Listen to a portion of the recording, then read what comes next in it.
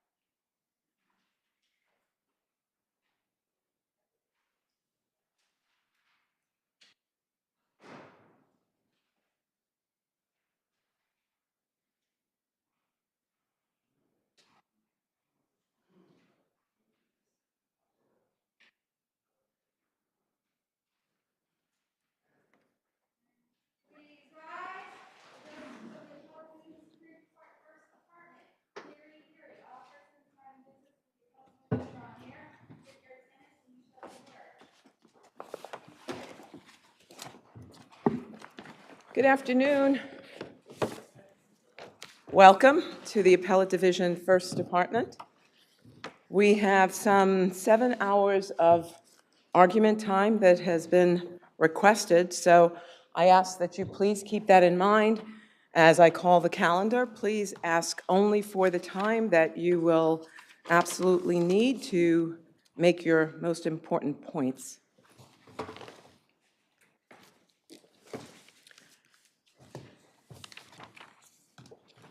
People versus Sean Folks. Did you say 5? Yes.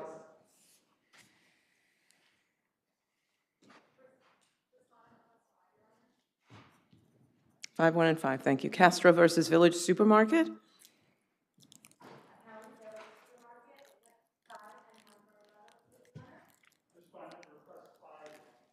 5, 1, and 5, thank you. 134, Emot versus Galaxy Lighting.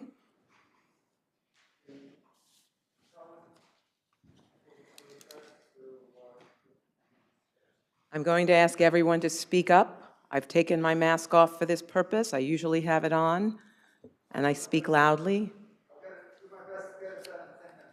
10 minutes? I'll give you 5. I think that will be plenty of time for this argument. 5 and 2, I will give you. 5 and 2 and 5. MO, an infant versus the City of New York.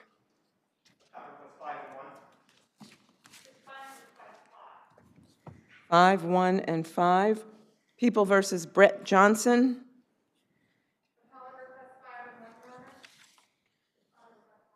5, 1, and 5, thank you. Fusey versus Paragon Sports.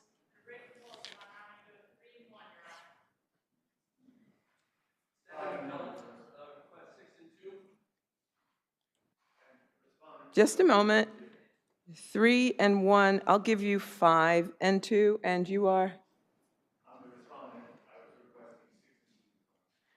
I'll give you, I know, I see that over there, actually. I'll give you 6 and 1. The issues are sort of straightforward. Okay. Dembele versus Action Carding.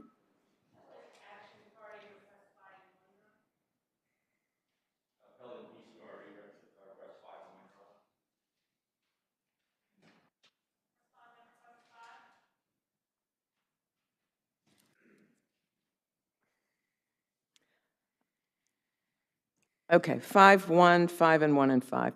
People versus David McBride.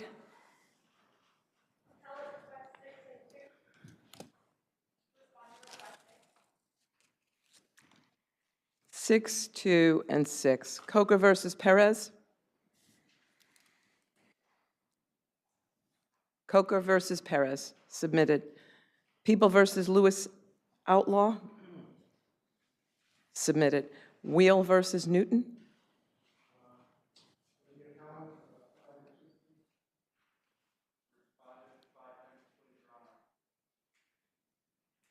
I'll give you 5, 2, and 5. Thank you.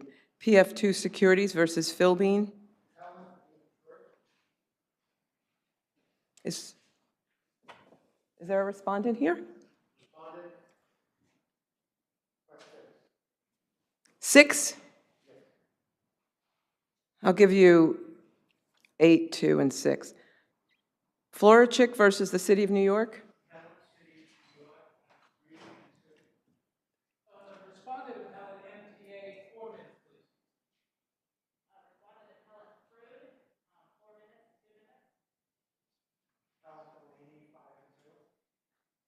Okay. I'll give you, the city, I'll give 3 and 2. MTA, I'll give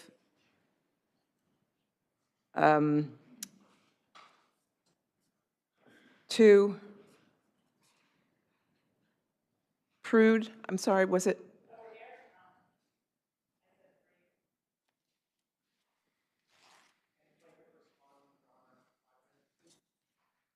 Five. Oh, you were the one who requested 4 and 2. I'll give you 4 and 1. None of you is going to need that much time. Okay, so that I'm just, and 5. Okay. Neither of you. Okay, thank you. AEA Middle Market versus Marblegate. Marblegate is Field Point, Cousins Cross, respondents, 8 and 3, please.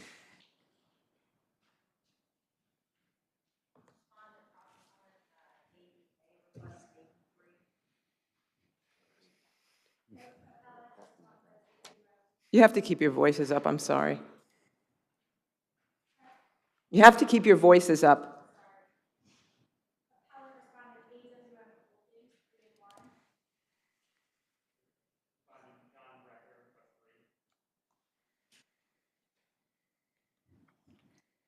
I didn't hear the last person.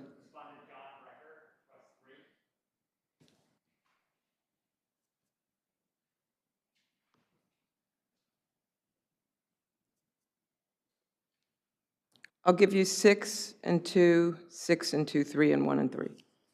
Hamapur versus Harorian is submitted.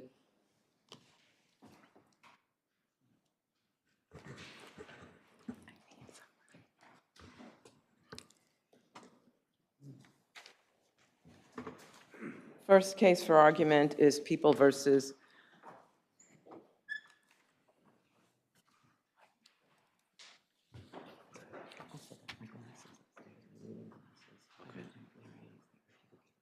Sure. What's your number? I'm sorry. What's your number again?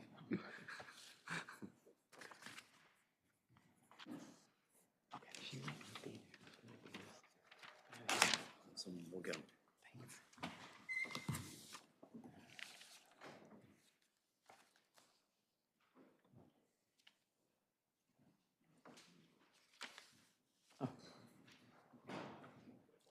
People versus Sean Folks.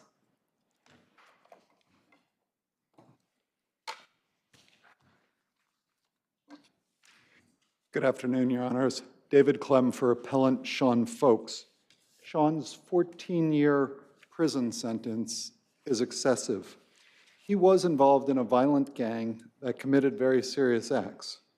He was not charged with the sole murder count in the indictment. Counsel, he was charged with some very serious acts, you're correct, but in comparison to some of the other defendants who were sentenced, isn't his sentence relative to theirs? I don't think so. A majority of the defendants in the case received either probation or prison terms less than 2 to 6 years. But what about Singleton and Delgado? Wait, let me see if it was Singleton. I think those are the two that you compare your client to, but they don't have weapons convictions. I mean, maybe another judge would have given a year or two less, but, you know, they don't have weapons convictions, the ones you compare yourselves to, your client to. And the other two that got greater time than he got 16 years and 15 years, and he got less. Yes, I mean, they were involved in more serious actions than he was, and Tyvon Johnson, who had a very comparable record, received significantly less at 9 years. Sean, at the time of this, was between 17 and just turned 19. He had no prior criminal record whatsoever. But Tyvon Johnson, just going back, he has a first-degree assault, as your client does, and he has a second-degree conspiracy, as your client does, but he doesn't have the weapons charge, and he got 10 years. Your client got 4 years. He did. He got 4 years more. Looking at the entirety of the record here, that doesn't seem justified. Sean got involved in this gang because his best friend got murdered by the rival gang on the basketball court where Sean was playing. I understand that might have a devastating effect, but if everybody followed that rule, we'd have a lot more dead people. What would you suggest in comparison to the 10 years that, for example, Tyvon Johnson received? Johnson actually ended up with nine years on the case. What I would suggest is... I thought it was an aggregate term of 10 years, but okay. It was initially an aggregate term of 10 years. It was remanded for Rudolph resentencing. Yes, you're right, I recall, thank you. What I would suggest is that the court could leave in place the conspiracy sentence, and that would mean that the maximum term here is 12 years, but it would leave it up to the parole board by lowering the determinate sentences on the other two. It would give the parole board the opportunity to evaluate this young man's progress and see if he's warranting release at some point before that 12-year mark. And there's reason to believe that this young man holds a lot of promise here. The letters that were submitted by his teachers are really remarkable. They talked about his dramatic commitment to education and his great potential. He had been accepted to go to college in upstate New York when this arose. Sean showed that there was, redemption possible here. He acted rashly, stupidly. We're not asking the court to condone it. We can't condone his actions. But it's highly typical of the youth his age, from 17 to 19, to react so poorly. A 14-year sentence where he did not shoot anyone, he did not kill anyone, is just not warranted in this circumstance. And I would Counsel, on the charges that he pled guilty to, he faced 25 years max, possibly? Yes. Okay, thank you. And this is not a case that there's a waiver that is warranting not reaching the issue. The waiver is grossly defective. The court explicitly linked waiving it with going to trial, and it was completely muddled with the court. Was that saved by the written waiver under Thomas? It was not saved by the written waiver in this case, where we have a 19-year-old first felony offender, and the court tells him in the oral colloquy, if you had taken this case to trial and had been convicted, you could have appealed any errors made in this case, but you were agreeing to waive that right. That is not cured in any way by that written waiver, and the court's only further explanation was completely muddled in explaining to Sean that he retained your right to challenge voluntariness, which you waive your right to appeal. There is no way that anyone could understand this waiver. We'd ask the court to reduce Sean's sentence and also, as the people concede, vacate the fees in this. Thank you.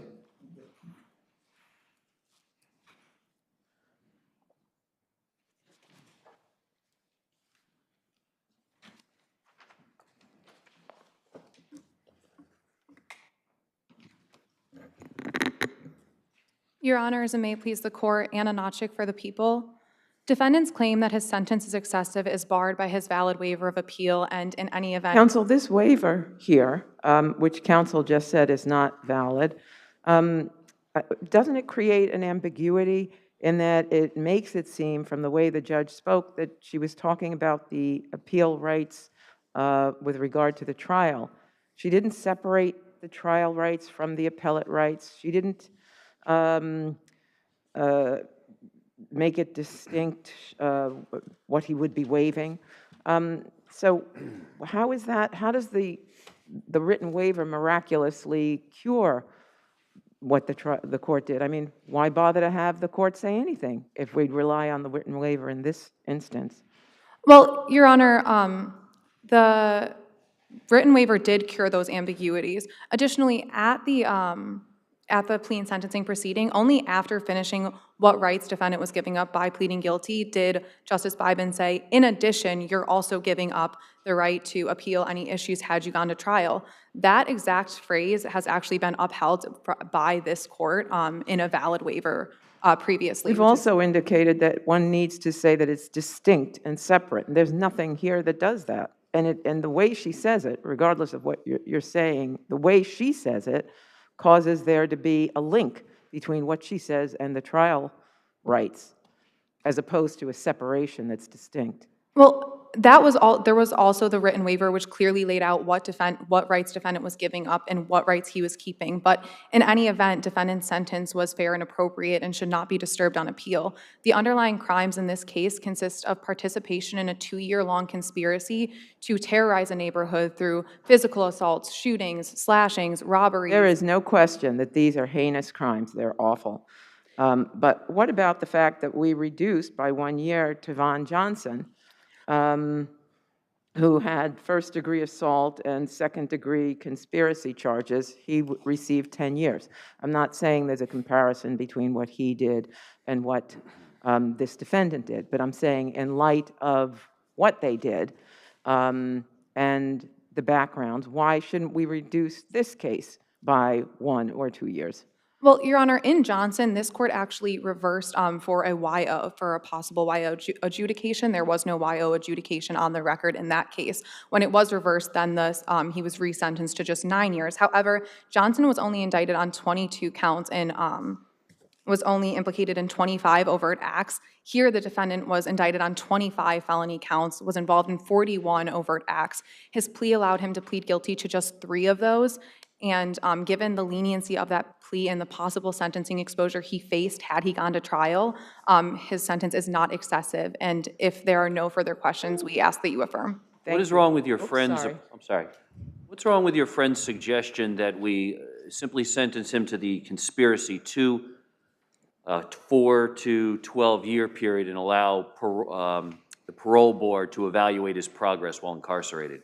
Well, Your Honor, this was a fairly negotiated plea to 14 years. There's the conspiracy charge, but there also is the first-degree assault charge, which defendant was facing 25 years on. Because this was a fairly negotiated plea of 14 years, his sentence should not be reduced to 12 years. If there are no questions, we ask that you affirm. Thank you. Thank you.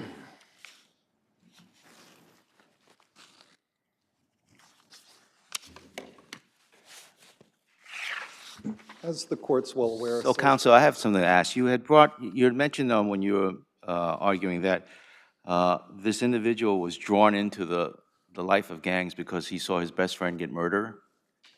Correct. Correct? And that's the basis, or forms the basis, regrettably, that he went down that road. But my notes here indicate that he was also arrested for threatening 2 individuals with a stolen 9mm. And I don't think those two individuals had anything to do with gang issues or gang membership. Is that correct? I don't think that's correct. I think He was not arrested at all for no, befriending two individuals.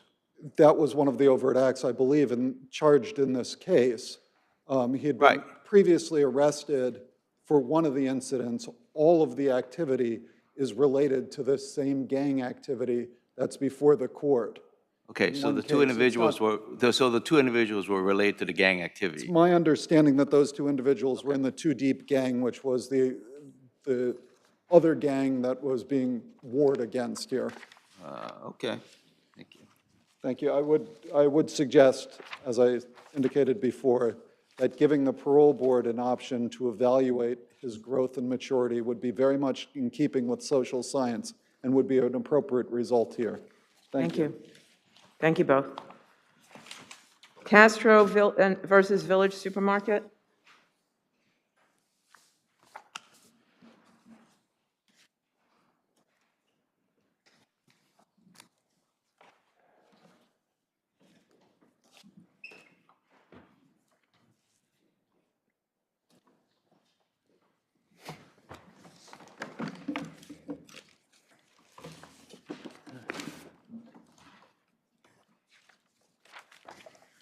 Good afternoon, Your Honors. May it please the Court, Ellie Constantados, Torino and Bernstein, on behalf of Appellant Village Supermarkets.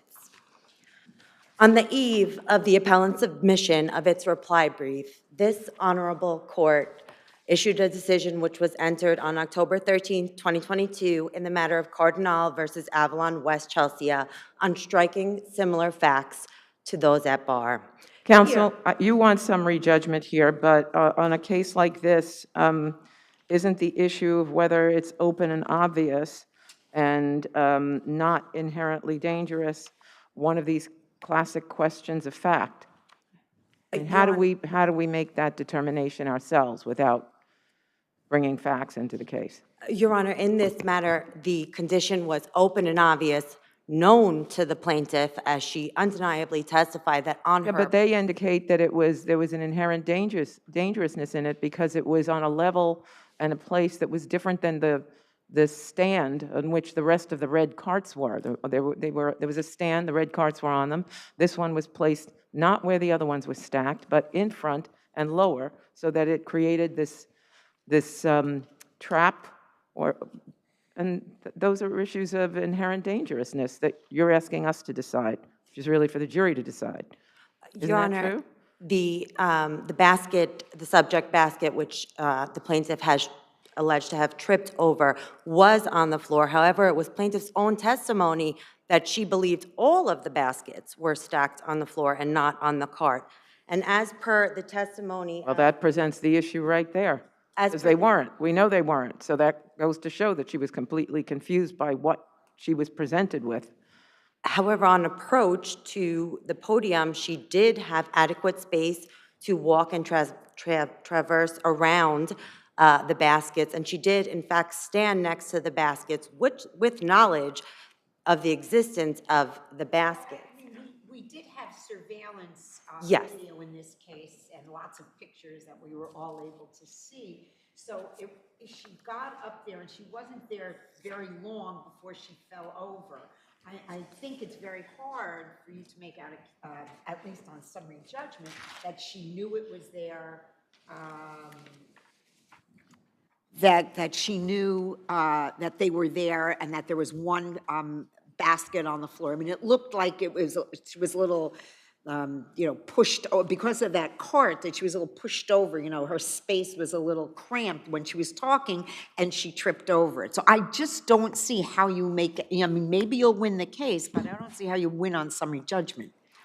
This court has held numerous cases, even in tight spaces, as in the case of Peckbick versus Joko, where a planter, it was testified that it created a tight space. However, this court held that the condition was in plain view and that plaintiff had traversed that area on a prior occasion without incident. As the plaintiff herein, she was able to approach the podium as other customers were able to traverse past the red basket on the floor. And this honorable court held that where the plaintiff observed and was able to traverse to the area, that it was open and obvious, in plain view, and not inherently dangerous as a matter of law. That's the thing about cases. The facts, even though they are slightly different, sometimes make a world of difference. And that's the difference between the two cases here, given the fact that the way she traversed it here and what we saw on the video. This case is similar to the Cardinal case, where this court held that a temporary platform, which was painted bright yellow, the plaintiff was aware of the condition, having walked on it previously, and yet this court did find it was open and obvious, despite the fact that plaintiff misjudged the height of the step down at the time of the incident. Whereas here, the plaintiff did in fact testify that she was aware of the existence of the baskets. However, in speaking with customer service, she misjudged the space in between herself and the placement of the basket on the floor. As a result, based upon the video and the testimony of the plaintiff herself, it is that the alleged condition, a red shopping basket where the employee was actively sorting the returns into the basket to be placed back onto the sales floor, was open and obvious and known to the plaintiff and not inherently dangerous. Counsel, oh, sorry, one last question. Does it matter that there was that parade of people with their shopping carts going to the cash registers in the video? And does that create more sort of cacophony or visual cacophony or, you know, or oral? The plaintiff specifically testified that there were no obstructions in her view of the baskets as she approached the podium. And she was specifically asked whether or not there was patrons or such blocking, and she testified that they were neither blocking on her approach at the time she observed the baskets, which she believed all to be on the floor, nor were there any obstructions at the time that she stood at the podium. Thank you. Thank you, Your Honors.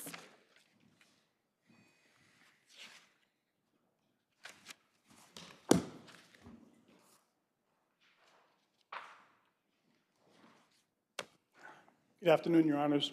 Afternoon. Plaintiff in this case testified that she did not see the basket over which she fell before she fell. She also testified, excuse me, also that basket was placed there by the defendant despite them knowing it was a trip hazard. It was clearly not open and obvious for reasons I can go into. Even if it was open and obvious, as this court just stated, that only that doesn't give summary judgment. That merely is a question of fact for the jury to decide. And finally, as in Asperger, excuse me, as in Aberger that this court recently decided, the burden to avoid this risk was so minimal. All they had to do is basically not put a cart in the middle of a busy area where there's a lectern for the patrons to basically get store information. They knew with the lectern there, plaintiff was faced with a defect that was not at eye level, despite knowing that there would be a eye level interaction expected at that location. The basket was obscured by other baskets which were behind it. The basket was placed in a busy location. There was a pathway, but it was narrowed, one by the cart with the baskets on it, then by the secondary basket.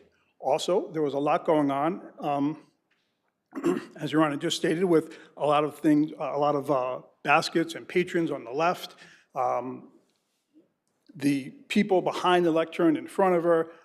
Plaintiff had at most 4 or 5 seconds on that video to take in the entire scene. Respectfully, this is definitely a question of fact as to whether plaintiff should have seen that, and that is something that can get argued to a jury, but there's just no reason that there should be a summary judgment in this case based on the facts. Thank you. Thank you.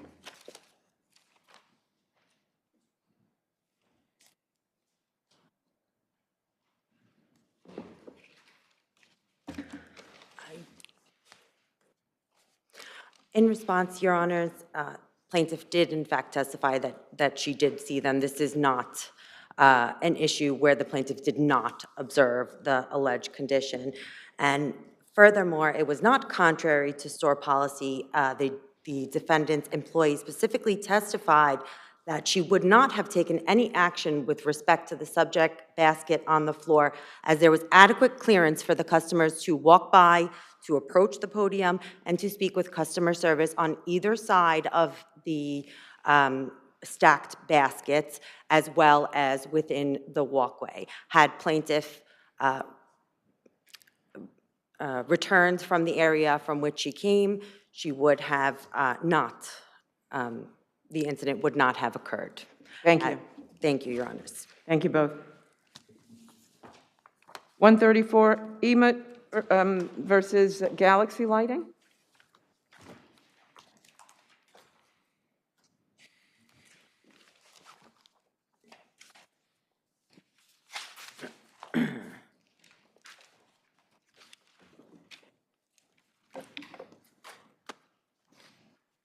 Good afternoon. May it please the court, I'm Peter Kolodny. I represent the appellant Su Hua Situ.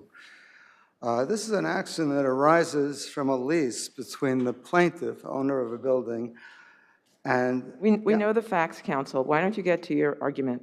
Let me just ask you, you moved to amend the complaint here. Oh, no, I'm sorry. You're the defendant. You're the defendant. I opposed it. Yes, you opposed it. I'm sorry. Okay, well, the bottom line is that initially they named Su Hua Situ as somebody also known, as Yun Sheng. Well, I think it's turned out that we know that these are brother and sister. They're two separate people. And then it is argued that since Su, we'll call her Su, was involved in the business because she was in the store, because she had text So it's your messages. argument that those aren't sufficient facts to warrant piercing the corporate veil and the amendment shouldn't be permitted? Absolutely, and in fact, there is no showing whatsoever by the plaintiff of any facts. There's just speculation. They're saying, they allege in their amended pleading, or that all of the elements that were set forth essentially by the Court of Appeals in, what was it? It was in the East Hampton Union Free School District case, for what the court should look at where a party seeks to pierce the corporate veil. They made those allegations without alleging any underlying facts whatsoever. So basically, it's premised totally upon the concept. Didn't they at least allege that was in the the store. Galaxy, sorry, counsel, didn't they at least allege that Galaxy was undercapitalized?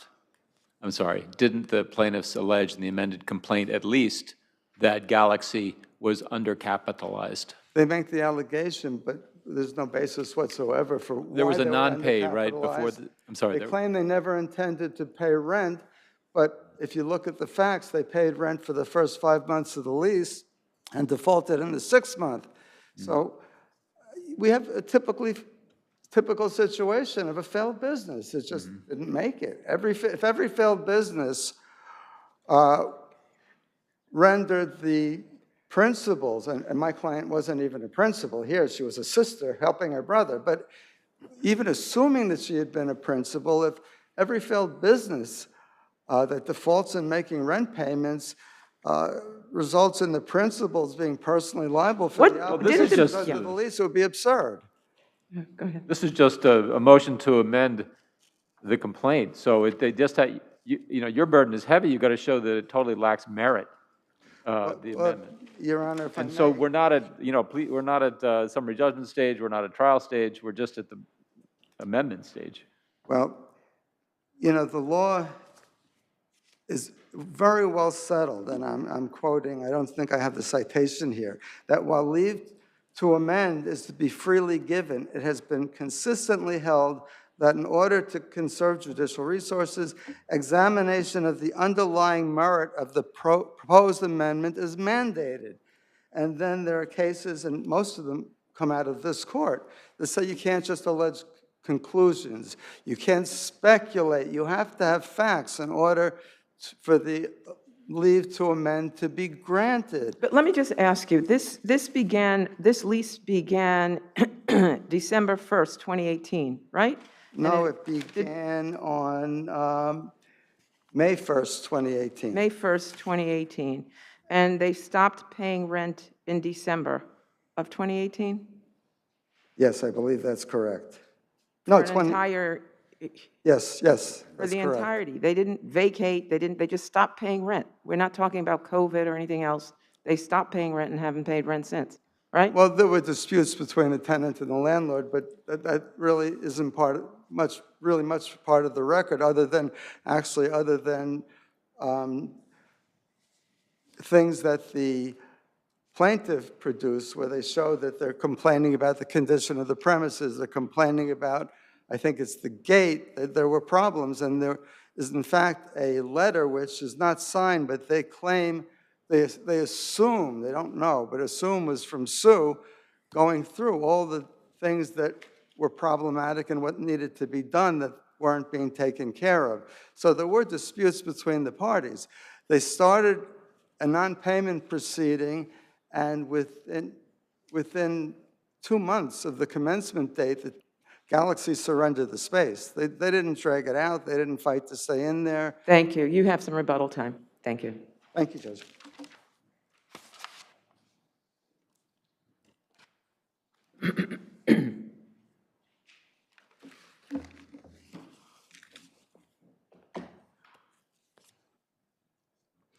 Good afternoon, Your Honors. May it please the Court, Eric Garcia for the plaintiff respondent.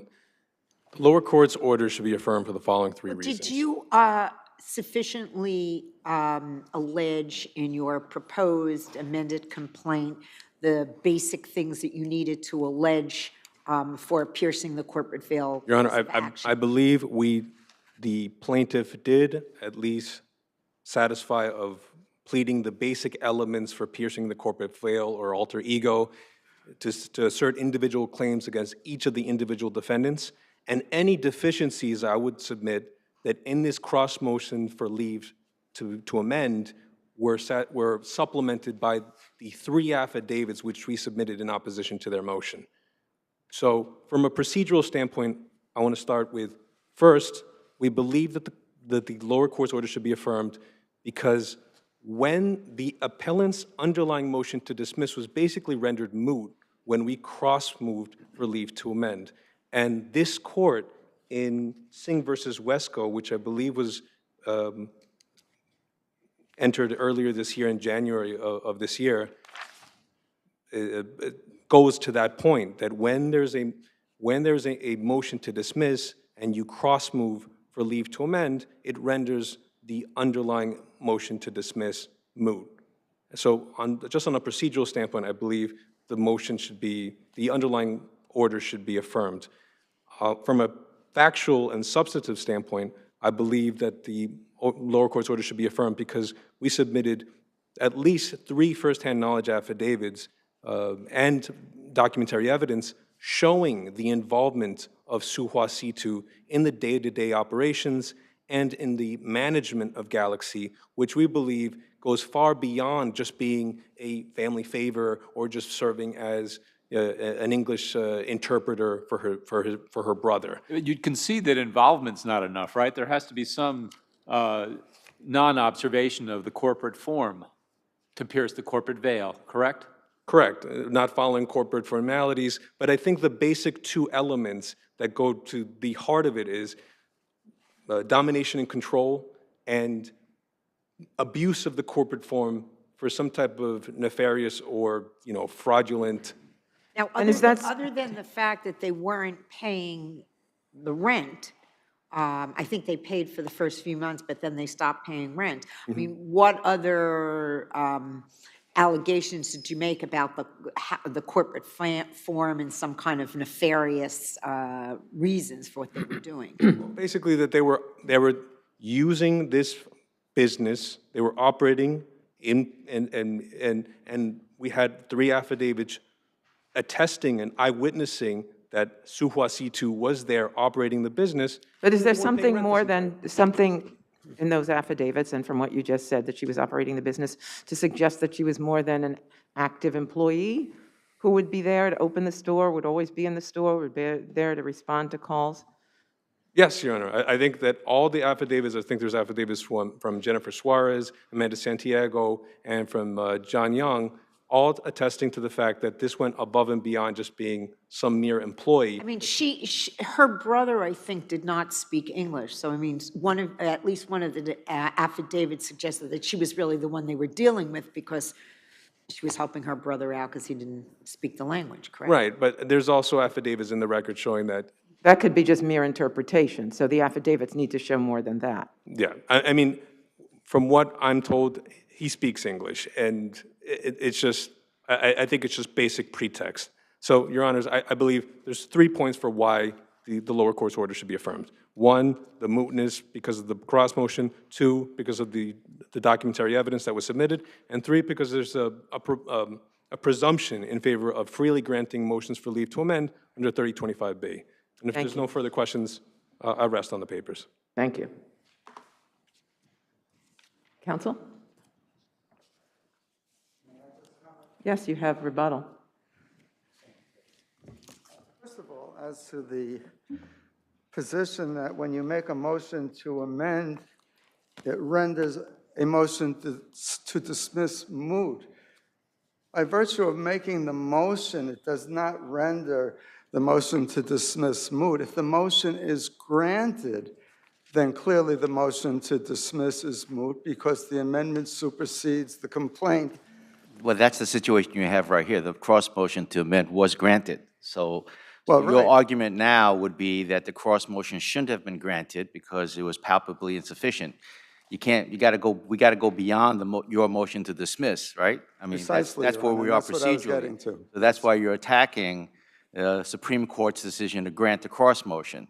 Precisely. And as my colleague said, what was palpably insufficient about the proposed amendment complaint? I mean, it goes down to piercing the corporate veil. What were the allegations that's missing? Right? So Yes, point out. absolutely. No. I do want to comment on Yon not speaking English. It was never claimed that he does not speak English. He didn't understand what was written. He has a disability, and he cannot read or write English, but he can speak English and communicate in English, and nobody ever denied that. Yeah, but you have an affidavit here where the three individuals of plaintiffs, 3 affidavits, all said that they negotiated with the sister. And I didn't, unless I overread it or misread it, the sister never challenged that assertion that she was the point person for all the deals that went down. 2 things, Your Honor. Number 1, all of what they're speaking about were either text messages or emails. They never sat down with her. I don't even know if they ever met her, other than seeing her in Right, the to store. that point then the affidavit she put down says, those weren't texts from me and those weren't emails from me. I don't know who sent those emails. She sent them, but she sent them at her brother's request. She was, essentially, he would tell her what to send, she would put it in writing, and she would do it. Thank you. Thank you. Thank you both. M.O. Infant versus City of New York.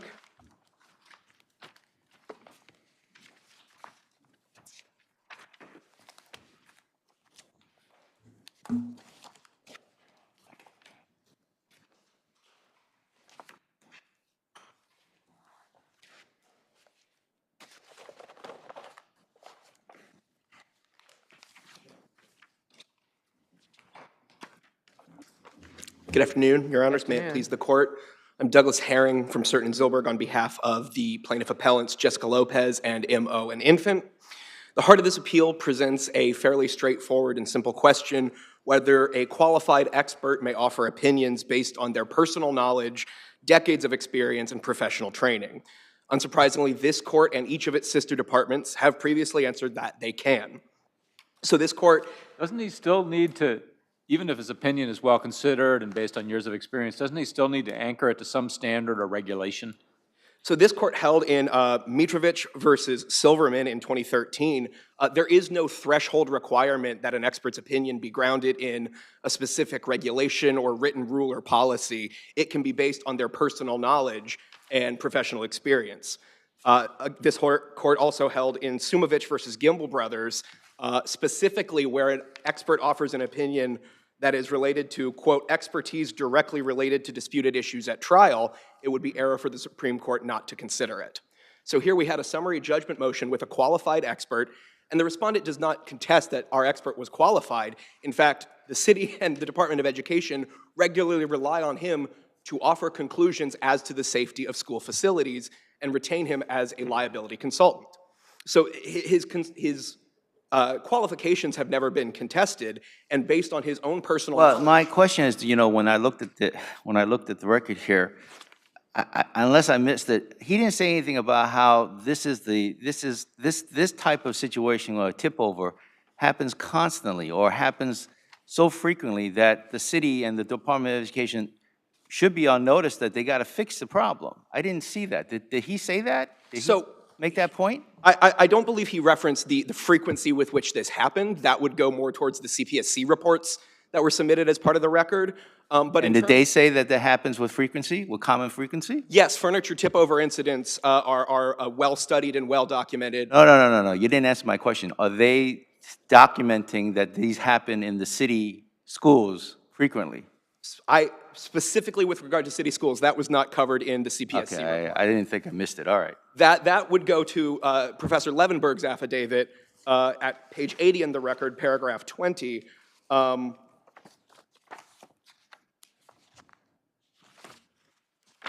Paragraph 20, where he states that these are cubbies that are typically used in kindergarten classrooms. They typically come with a warning that they should be affixed to a wall, which a picture of that warning is supplied in the record. Well, that's not the same cubby hole the cubby that's tipped over, right? You gave a picture in the record with the warning on the back, but that's not the same cubby that tipped over. It was right? not the exact same cubby. It was a substantially similar cubby, though.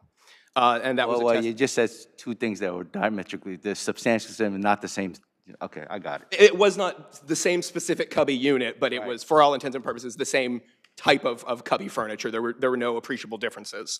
But Professor Levenberg said, again, based on his personal knowledge and years working as a teacher, principal, assistant principal, district supervisor, and liability consultant, that this is well known to the Department of Education in New York City schools that furniture such as these cubbies that are used in kindergarten classrooms can tip over and they must be secured to the wall. See, that's the statement that troubled me.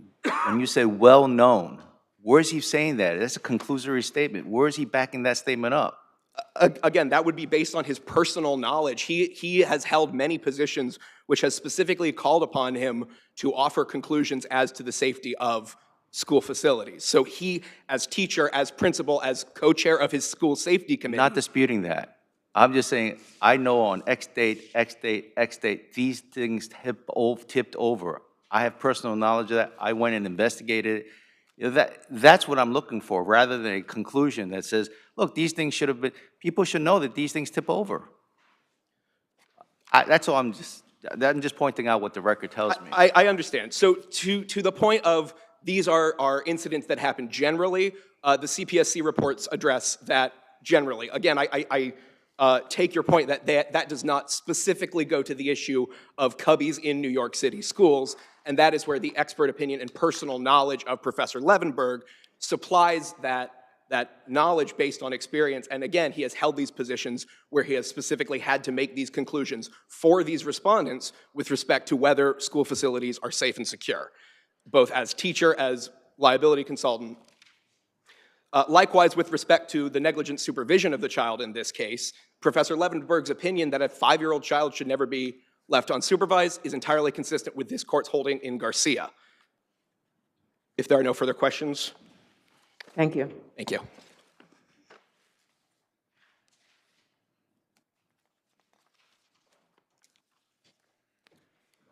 May it please the court, Janet Zalian for DOE.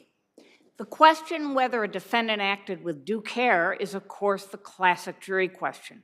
So, if the plaintiff wants to take that issue away from the jury and bring it to the court, they have to come forward with proof as a matter of law that there was something that DOE received. Well, as a matter of law, not fastening the cubby hole to the wall is a breach. That's what we have to accept, right? That's what the question would be, and the question is, what is it in all of this experience? The question here is not the expert's experience as much as his explanation of what his experience tells him about what knowledge or notice the DOE got. Now, he's saying that it's known to safety professionals. Is it a secret? Where is the knowledge? Where is the publication? He trains principal candidates about ensuring the safety of the schools. What training materials does he produce? It does, understandably, perhaps it's not a code violation, but what is the source of knowledge? And by the way, there's a real credibility question here about when these concerns about anchoring cubbies to the wall developed.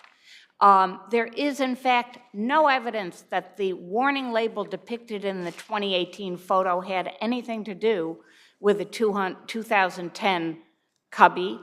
And Counsel, what about inadequate supervision, the last thread of your opponent in his oral argument?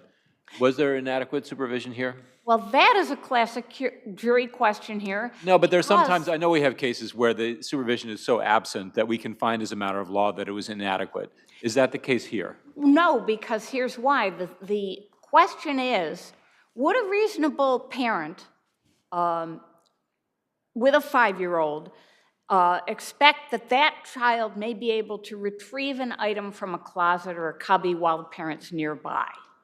Now, since there is nothing cited except this conclusory opinion that you can't leave a 5-year-old alone, which is backed up by nothing in the expert's statement, that's a real jury question. Well, isn't it also the record indicate that she wasn't left alone? I mean, it was the cubby that she went to was in the room. She was told to go retrieve her lunch. There were, I think, paraprofessionals in the vicinity. I mean, so she wasn't really technically left alone or isolated. Correct, Your Honor. It was just outside the classroom. Outside of the classroom. She had to go Just outside the classroom, and the teacher and para were nearby. They were making some preparations, helping children wash their hands and so on for lunch, but this is a situation where you have a 5-year-old, and the question is, let the jury decide in their knowledge and common sense, both whether this cubby, which has never, there is no evidence on this record of fallen cubbies.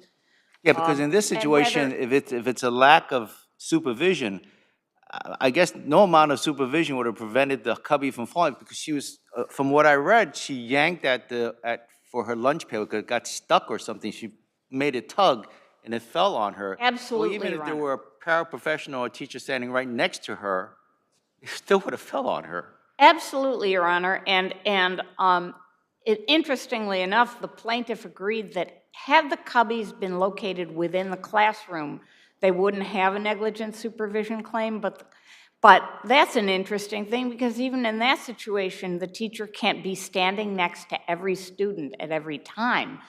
And of course, a student would go up to a cubby and take their lunch out, because those cubbies are designed to be used by 5-year-olds. This is all a question of a factual scenario here. DOE didn't move for summary judgment.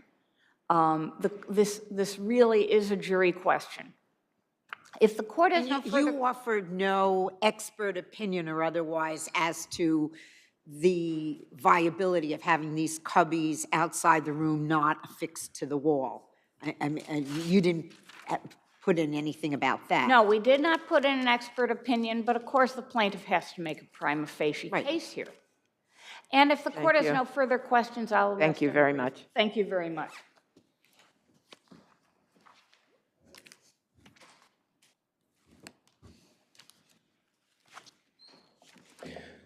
So the second, third, and fourth departments have each held that a school safety expert's opinions based on their professional experience as to whether school facilities are safe are sufficient to carry a movement for summary judgment's initial burden and require an affidavit by a competing expert to rebut it.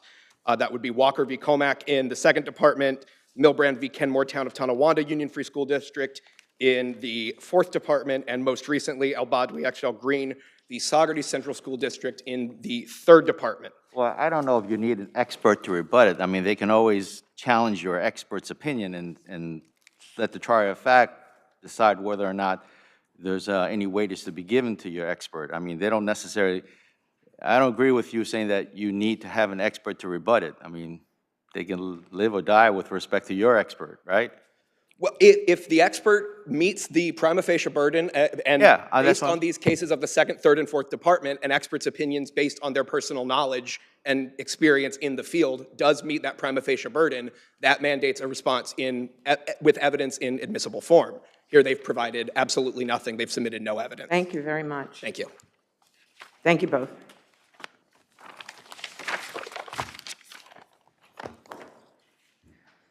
People versus Brett Johnson.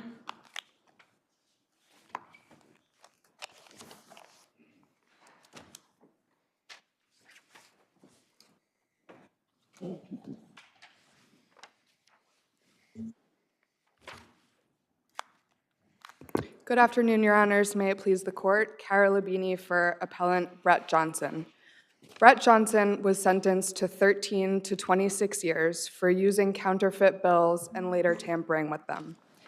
I think the people have agreed, unless I'm mistaken, have agreed to reducing the sentence to 3 to 6, or am I mistaken? That's correct, Your Honor. Unless the Court has questions as to the sentence reduction, I can skip over that. Yeah, that you could get over that. Yeah, skip over that. Perfect. We also asked the Court to dismiss the conviction for the coffee bill transaction as it was against the weight of the evidence.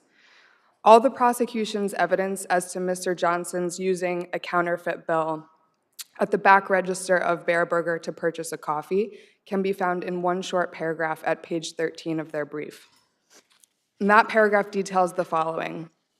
The morning after Brett Johnson's arrest, the manager at Bear Burger reviewed bills that were placed in the back register and found that there was a counterfeit bill there. And this was several hours after Mr. Johnson's arrest the next day, after Bear Burger would have served innumerable customers during an afternoon and evening shift. Once he discovered the counterfeit $20 bill at the back register, he took it upon himself to review surveillance video. And that video showed somebody who looked like Mr. Johnson making a purchase at the back register for what seemed like a coffee. But because Bear Burger received counterfeit money on a regular basis, it's a perfectly reasonable hypothesis that that bill at the back register originated from somebody else and not Mr. Johnson, and that the jury convicted on that count on propensity and circumstantial evidence improperly. In fact, there was no direct evidence to discredit that hypothesis because there was nothing tying Mr. Johnson to the bill found at the back register. Wasn't there testimony and maybe partial surveillance that he had gone out, he bought the coffee, that he went outside, dumped the coffee, and came back in and went to buy lemonade with another $20 bill? Yes, but still there was nothing tying that bill that was found at the register to Mr. Johnson. There was no DNA evidence that connected Mr. Johnson to that bill. There was no comparison done to the bills that were found on Mr. Johnson, which he allegedly used at Bear Burger or at Pinkberry. There was no comparison of the serial numbers. There was no testimony whatsoever from experts saying that the bills were similar, except for the person who worked at Bear Burger testifying that the bills were improperly cut, which you'd imagine is something that applies with some frequency to all counterfeit bills. But under those circumstances, wouldn't that have been enough to say that it would not have been unreasonable for the jury to find the way it did? I mean, the bill was there. I know you say there was time and there was no actual evidence about the testing of the bill, but we have somebody who looks at these bills all the time. They said, yes, the bill is cut strangely. They, you know, given the time, given the testimony, given the video, isn't it reasonable that the jury acquitted in the way they did based on that evidence? No, I don't think so, Your Honor, because to sustain a conviction on circumstantial evidence only, the facts from which the inference of guilt is drawn must be inconsistent with innocence and must exclude to a moral certainty every other reasonable hypothesis under this court's decision in People versus Cabet. I believe that it is a perfectly reasonable hypothesis and that the bill originated from somebody else and that the facts do not measure up to that standard. And in fact, the evidence came far from proving guilt beyond a reasonable doubt. And for that reason, Mr. Johnson's conviction for the coffee bill transaction should be reversed and the indictment dismissed on that count. Unless the court has further questions, I'll reserve the rest of my time. Thank you. Thank you.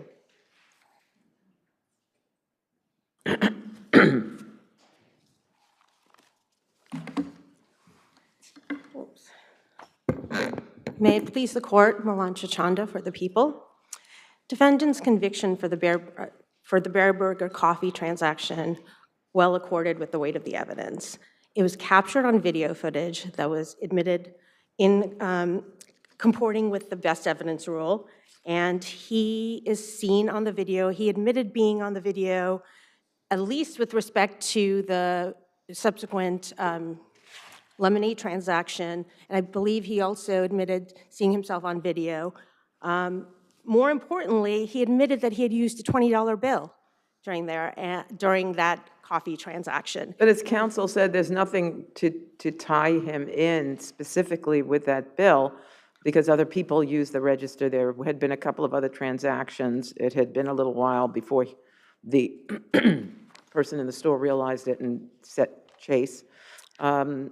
So why is that enough for weight of the evidence under these circumstances? Well, it's a very reasonable inference to draw, considering that he went back outside and came back and used a separate $20 bill that bore the same uneven edges as I believe Mr. Christensen testified, the same uneven cutting of the bill that was found with the Bear Burger lemonade transaction and then the Pinkberry.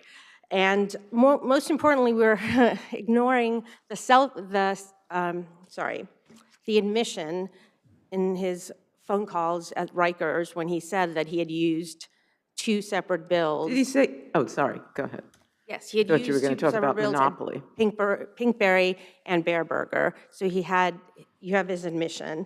And against that was also defendant's utterly unbelievable and uncorroborated account of why he had needed to make the purchase of 3 inexpensive lemon beverages within the course of 10 minutes. So we'll rest on our brief for the remaining points. Unless there are any questions. Thank you.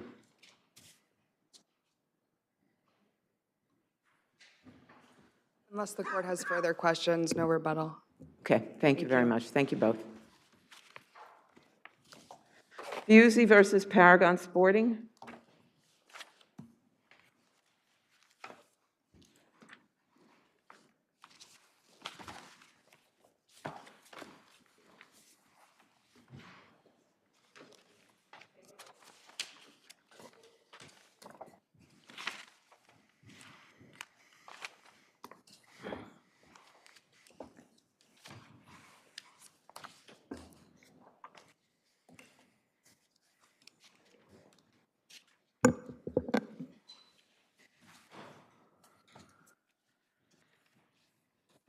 You should begin. Oh, sorry, Your Honors. May it Clock's ticking, as they say. May it please the court. Good afternoon, Your Honors. My name is Leslie Siskine. I represent Paragon Sporting Goods this afternoon. So as you're aware, this is a case which purports to ask for the breach of implied warranties, which is the only remaining cause of action, and this where Paragon moved to dismiss. This is really a negligence case, and that is how it should remain. We moved multiple times to dismiss multiple causes of action, which started as a negligence case that was granted on a motion to dismiss. Thereafter, plaintiff amended. We moved to dismiss that cause of action, that complaint, which had any and all 4 years causes of action, fraud, deceit.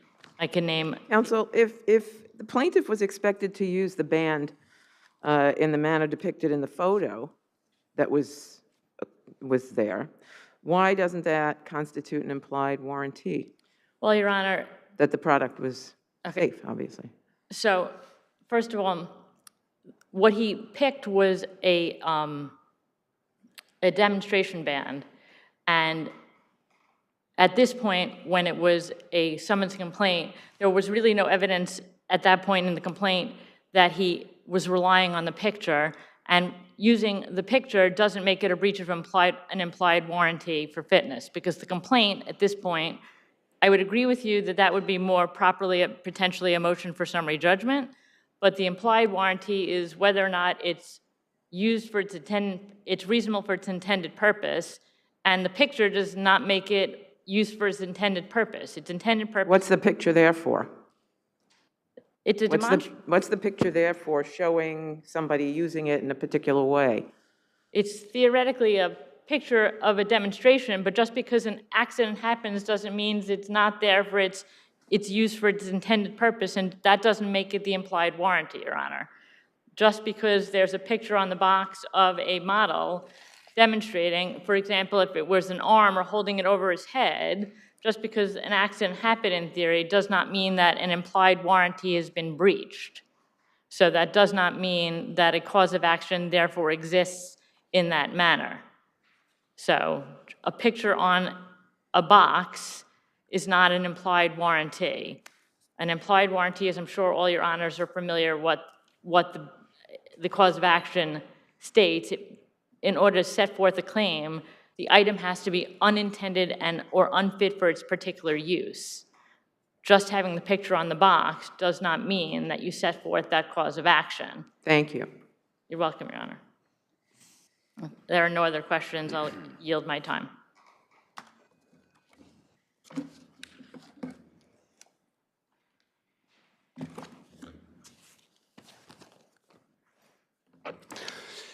May it please the court, my name is William O'Connell, Goldberg Segala, for the defendant, appellant, respondent, Gaia Americas, Inc.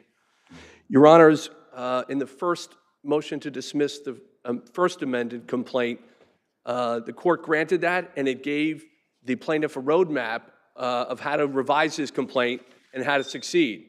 The plaintiff threw away that roadmap and didn't follow any of the instructions, and he still has an insufficient complaint. An implied warranty, the core requirement is that it's unfit for its intended use. And there is no statement in that complaint that shows why or how it's unfit for its intended use. I understand implied warranty is a unique cause of action, but we can't just infer it because there's an accident. There has to be, it's an element of the cause of action that it's unfit for its intended use. And plaintiff does not make that allegation.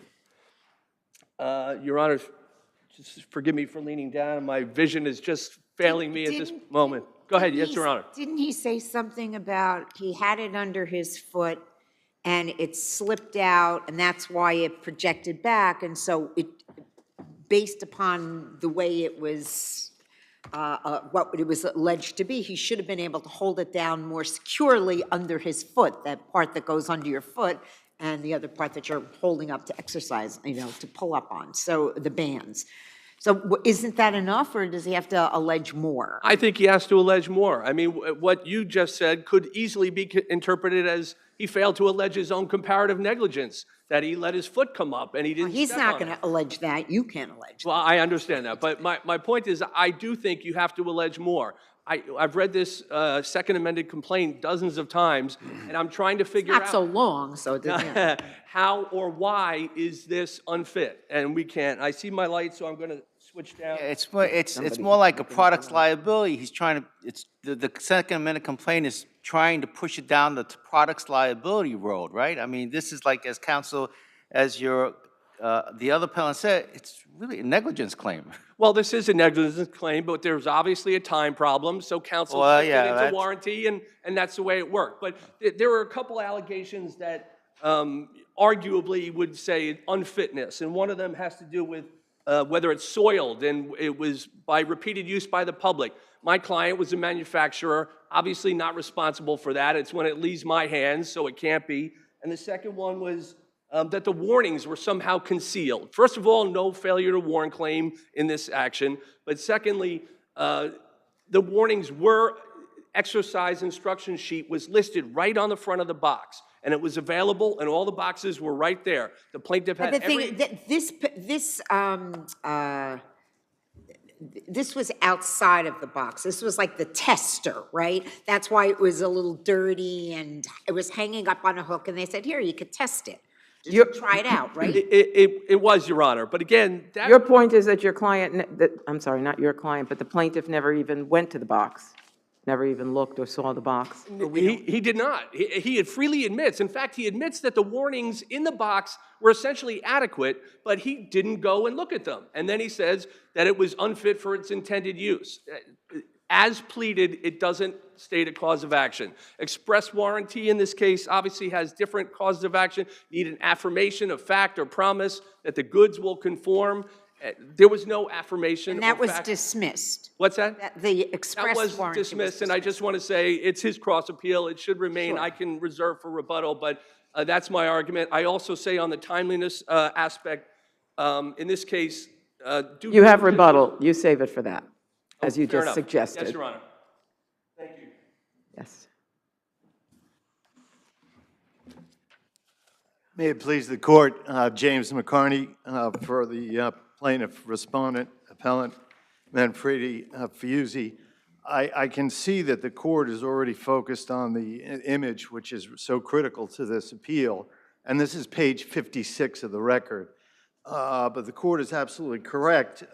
This is not just a nice picture. This is an obvious fitness person demonstrating a specific exercise, which I now know to be the upright row exercise. You cannot, as they point out, see the bottom of her foot actually on the handle, but it's apparent that it is, and she's pulling it up in this manner. And I don't think there is anybody involved in this case that thinks that this is a proper use of this product. And so the question is, as the court has asked, what is it doing on the box? And why is the box hanging up on the wall right next to the loose bands without the instructions visible so that people can come from Italy on holiday vacation, take a look at the box, see what the model's doing, grab the bands off the wall, and try it? And that's exactly what happened here. And this isn't just an implied warranty, and you don't need language. Well, sir, what exactly are the implied warranties that you're alleging were breached? Well, I allege both an implied warranty of fitness and implied warranty of merchantability. With respect to fitness, there's an implied warranty that this device, the ultratoner, is suitable for the upright row exercise, which is depicted on the face of the product. It is not. This is like setting up a slingshot aimed at your face. It's an accident waiting to happen.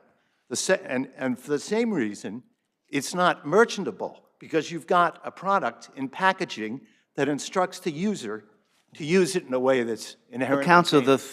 the problem I'm having, or at least what I'm trying to understand, is in this case here, it wasn't a fresh band that was removed from the package. The bands, the exercise bands, were already on display that have been used I don't know how many times, because that complaint says it. So that it moves away from the express/implied warranty because it touched so many hands before your client touched it. So that, you know, the way I look at it, how do you, the implied warranty for me, at least for my understanding, it goes from the package to the actual consumer, and then something happens without any intervening acts or intervening, you know, individuals coming in and doing whatever they did to it.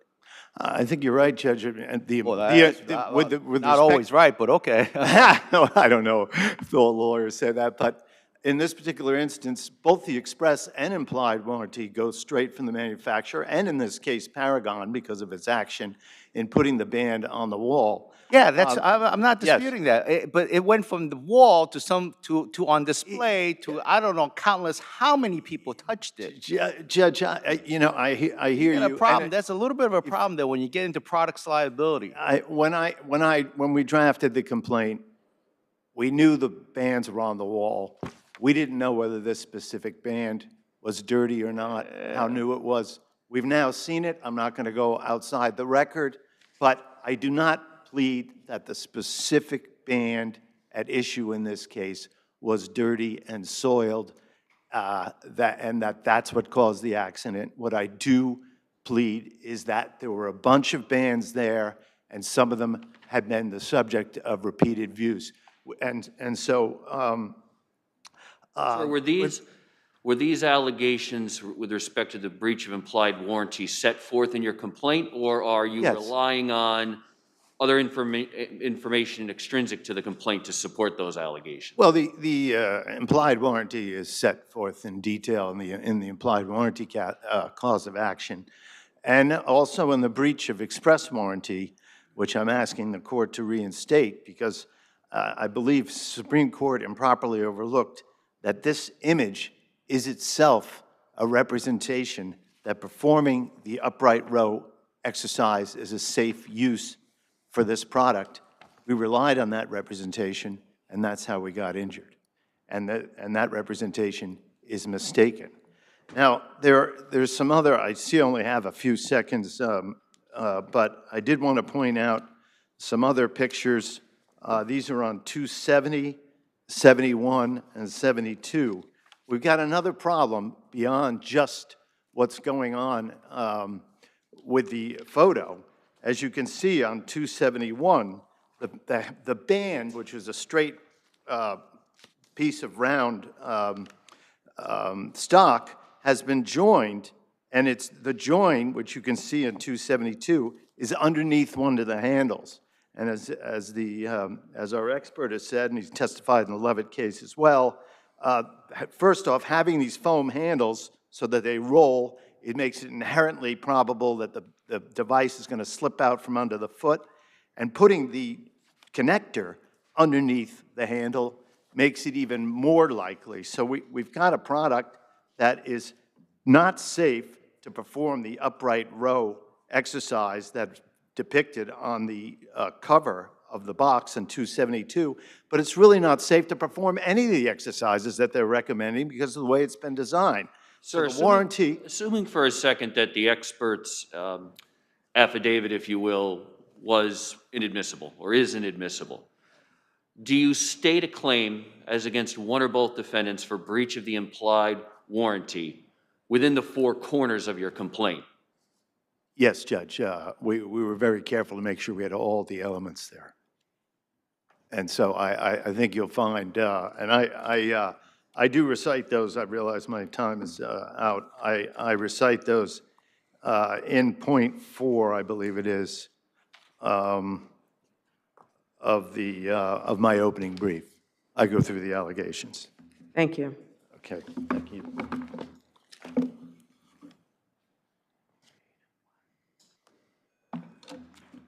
I will be very brief.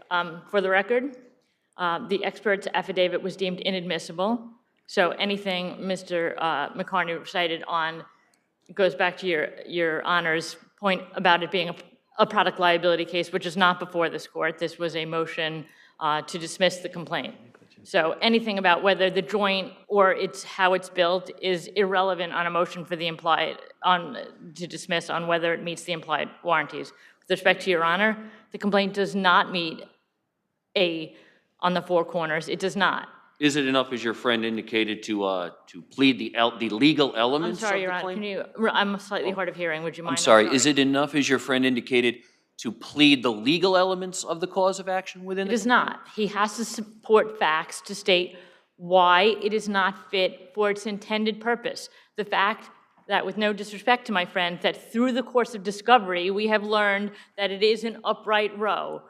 And however, as Your Honor stated, it is a negligence case. The fact that the band that Mr. Fuisi tested was out a display model and used by hundreds of people and unfortunately got injured may theoretically have made my client negligent, does not make it a breach of implied warranty case. He does not plead the elements in the complaint. Thank you, Your Honors.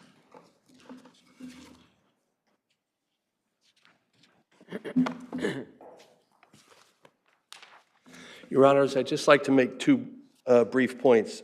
A photo by itself, in most instances, is going to be insufficient to allege an implied warranty claim. The cases are in my brief, and they usually are accompanied by some sort of statement. I know written words are not always required, In my brief I wrote, there are plans, specifications, other things that could create a warranty, but in this case, just a picture of, I mean, think about it, a box with a product. Every box with a product has somebody using it on the cover, or almost every. If that was an implied warranty, then it always would be, or an express warranty. So in my view, a photo by itself, just showing somebody using a product with no specific representation or promise or affirmation or description is not enough, and it's not enough in this case. Secondly, Justice Katnick raised a question about expectation, or maybe it was Justice Renwick to start. It's my position, I understand the language from the Denny case about it focuses on the expectation, but if it were only the expectation, a plaintiff could say, I expected not to have an accident. I expected it wasn't going to slip off my foot. But But it did. my concern is that the plaintiff here was not the first person to use that band. I mean, I don't think there can be any dispute that that band was out of the box when he used it, right? I mean, it was, There is no dispute. so so you know, all these warranties, I have to think about it. All these warranties, from what I remember, it goes from the package to the consumer to an injury. There's nobody in between the consumer and the package. Well, yes, and the co-defendant makes that argument even stronger than I do, because she's the store in this case, and I'm the manufacturer. But in this case, the plaintiff did not even claim to have read the instructions. Is it fit for its intended use? Did he plead that? My suggestion is no, and that's why the implied warranty should be dismissed and the case should Thank go. you. Thank you, Your Honors. We have rebuttal. Just to address Justice Sonning's point, I believe there can still be concurrent liability, even if it were soiled. I'm not sure that's going to be the evidence in this case. And, Your Honor, I am looking back at the first cause of action, and I heard you say parroting the legal requirements, and it does read that way. But when you read it in light of the factual allegations in the complaint, and particularly with the photograph showing that he did the upright row based on the picture. That's what this case is all about. I think that's fairly pleaded. And I just want to make one other point in the short time remaining. You know, the defendant cited this Anderson bungee versus bungee cord case, and it was interesting to see that package had large warnings in bold letters on the outside saying you shouldn't stretch the cords, it's going to be dangerous, can result in severe injury, avoid being struck by the rebounding end, do not pull it towards you. That's the key here. It's going right towards its face, and they're telling him to do that, and that was a wrong warranty. Thank you.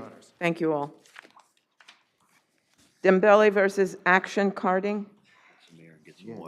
Take your time.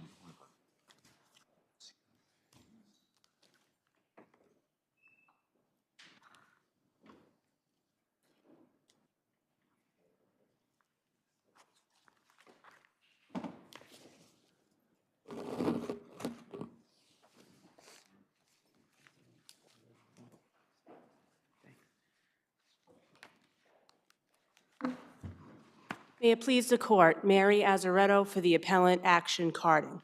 Plaintiff testified at his first deposition that the sole cause of his fall was a piece of cardboard. Question, other than the cardboard, did you fall for any other reason? Answer, in my mind, that's the only thing I saw. Question, did you fall because it was slippery and dirty on the day of the accident? Answer, the box made me fall.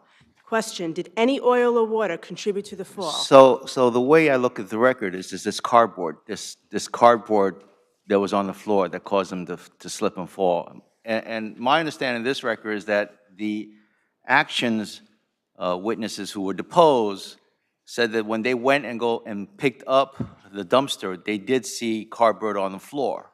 Did I read that wrong, or is that what they testified to at their EBTs? Well, There's two of them.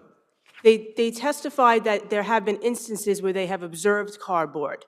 but not necessarily that it was observed at the time and place of the accident.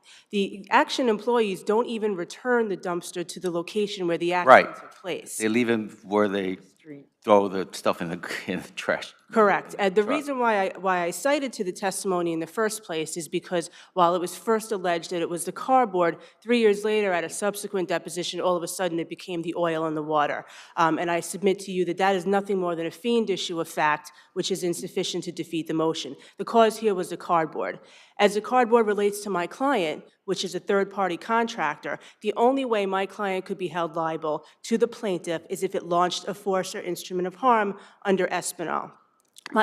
We met our burden of establishing that we didn't create the condition because they What testified. about, it would be tolerance of the condition? In other words, they observed on previous occasions the cardboard being used to stop the wheels of the dumpster. Wouldn't that be enough? Just tolerating that? Absolutely not. A third-party contractor has no duty or right even to tell a client, a premise owner, what to do or not do with their premises. Their only duty is to act reasonably in the performance of their services. And they certainly don't have a duty to tell the owner of a hotel what they should or should not do.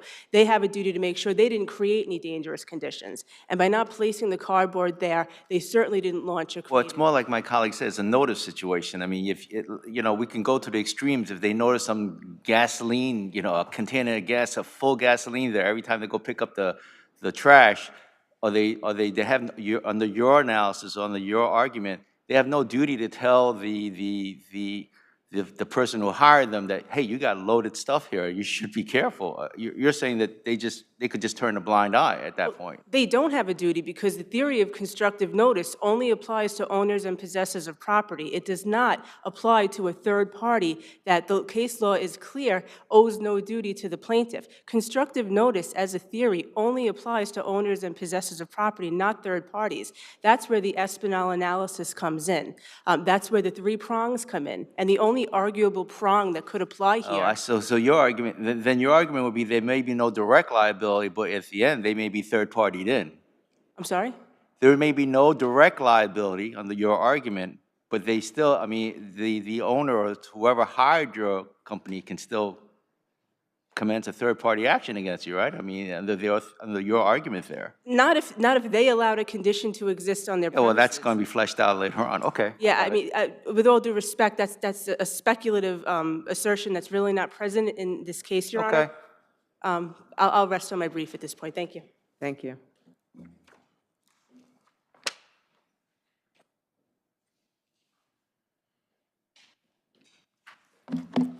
Good afternoon, Your Honors. Martin Adler, Strong and Roth and Abrams for the BCRE appellants, defendants.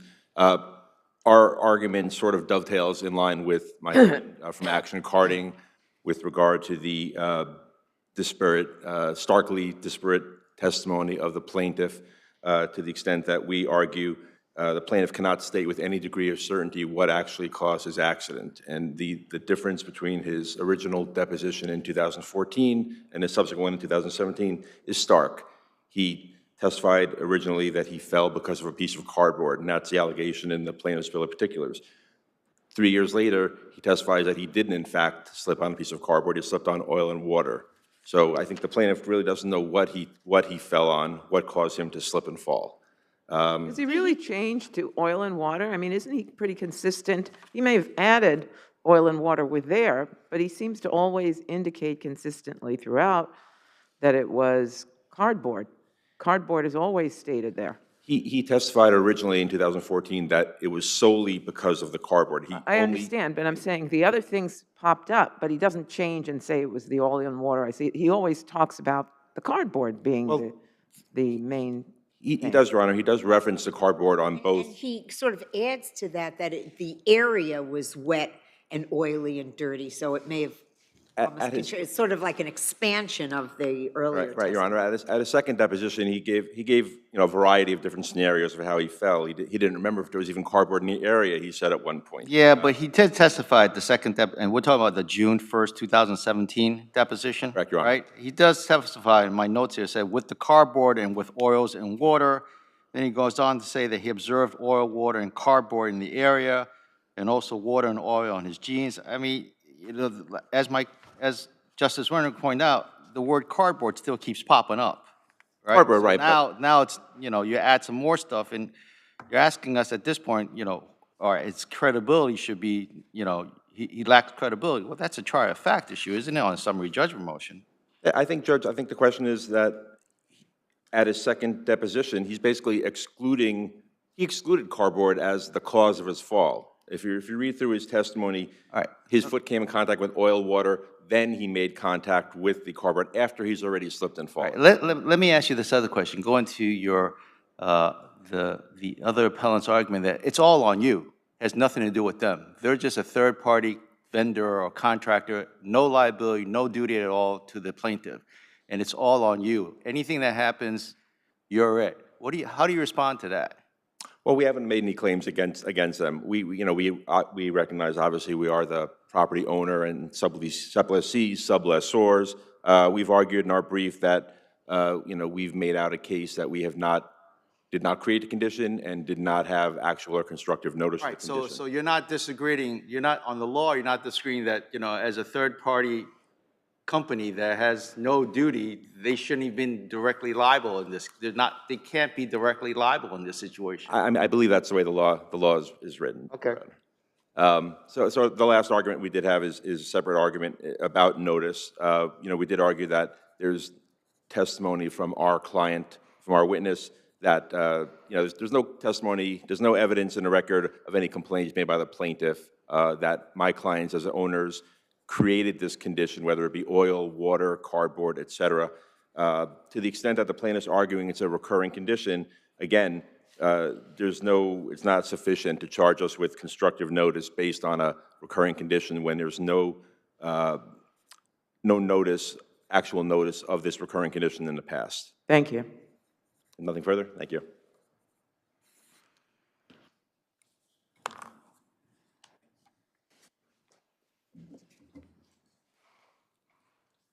Good afternoon, Your Honors, and may it please the Court. Monica Becker for the respondent, Yusuf Dembele.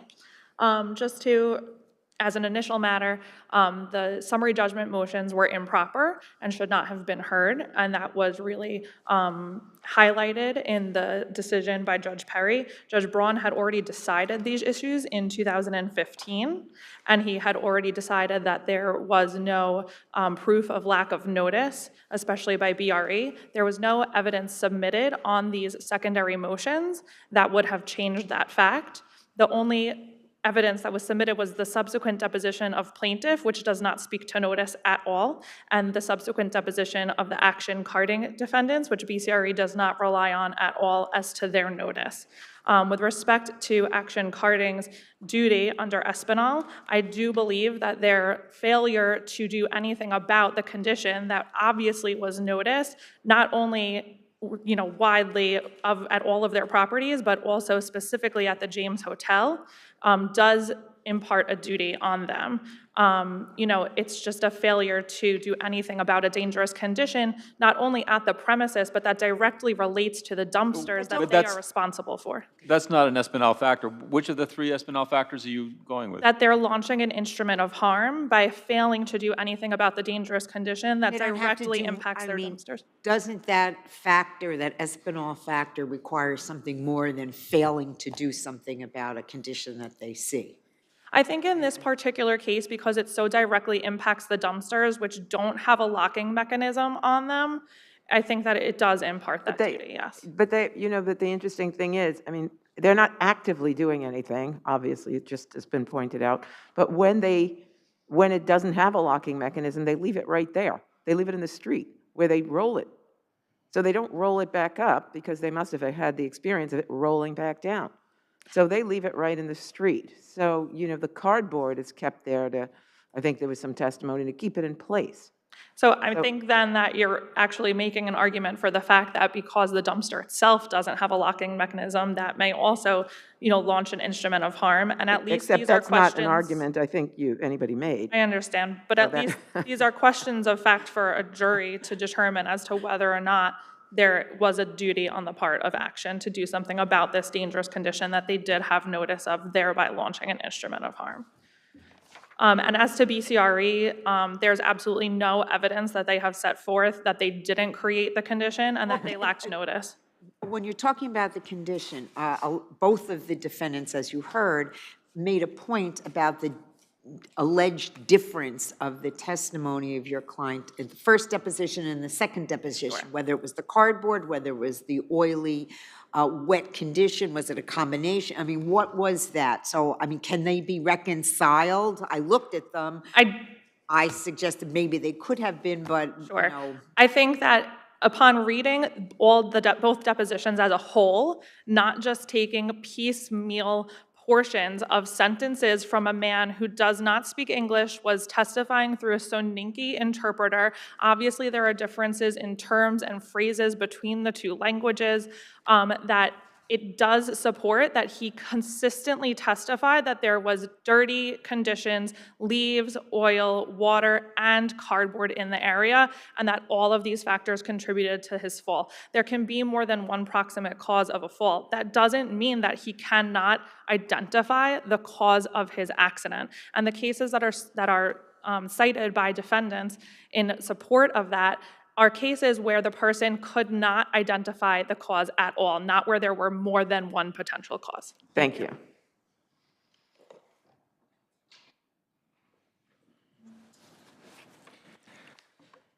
So I have a question.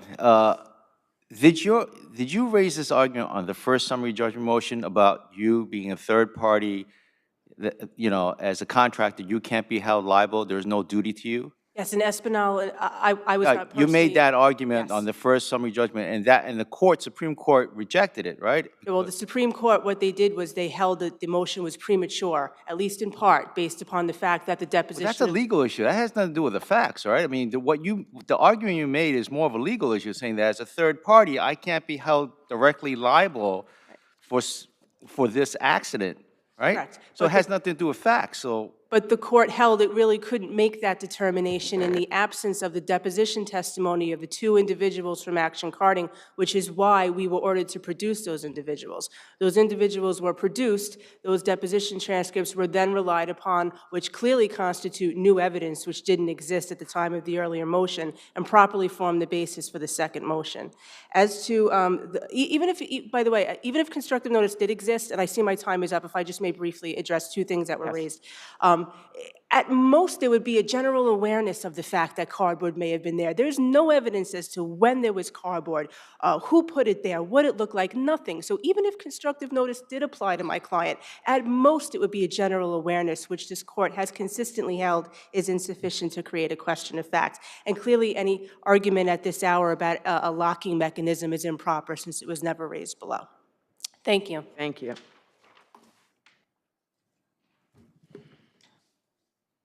Very briefly, I just want to address the issue of the successive motions. We did brief it fully. Justice Perry decided the second motion for summary judgment, and he relied on Justice Braun's original decision, which was rendered from the bench. And if you read through Justice Braun's decision, he does not indicate anywhere in his decision that he was denying the motion with regard to my clients based on a failure to establish notice. It's referenced somewhere in the discussion that he had, but there is no finality in that decision. And at least with regard to, you know, there may be more than one cause, approximate cause of a case, but where the plaintiff can't testify as to what caused his accident, I think at that point the plaintiff hasn't made out a prima facie case. Thank you. Thank you, Your Honor. Thank you all. People versus David McBride.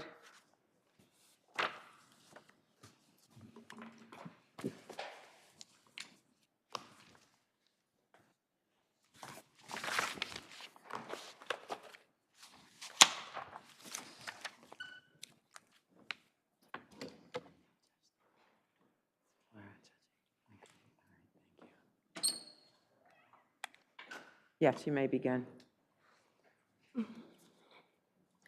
Good afternoon. Elena Kagan, intern with the Office of the Appellate Defender, representing the appellant David McBride. Mr. McBride was convicted... Quite a name. Indeed. Sorry, I didn't mean to throw you off track. Go ahead. Mr. McBride was convicted in this case of 2 counts of first-degree assault based on the argument the complainant here suffered serious and permanent disfigurement. However, there was no evidence presented at trial that the complainant was actually seriously disfigured. This is an unusual. The pictures were presented, correct? That's correct. 2 pictures were presented of the complainant. From the day, I think, that it happened, and then from some time later. He didn't appear, so they couldn't see him in person, but there were pictures, correct? That's right.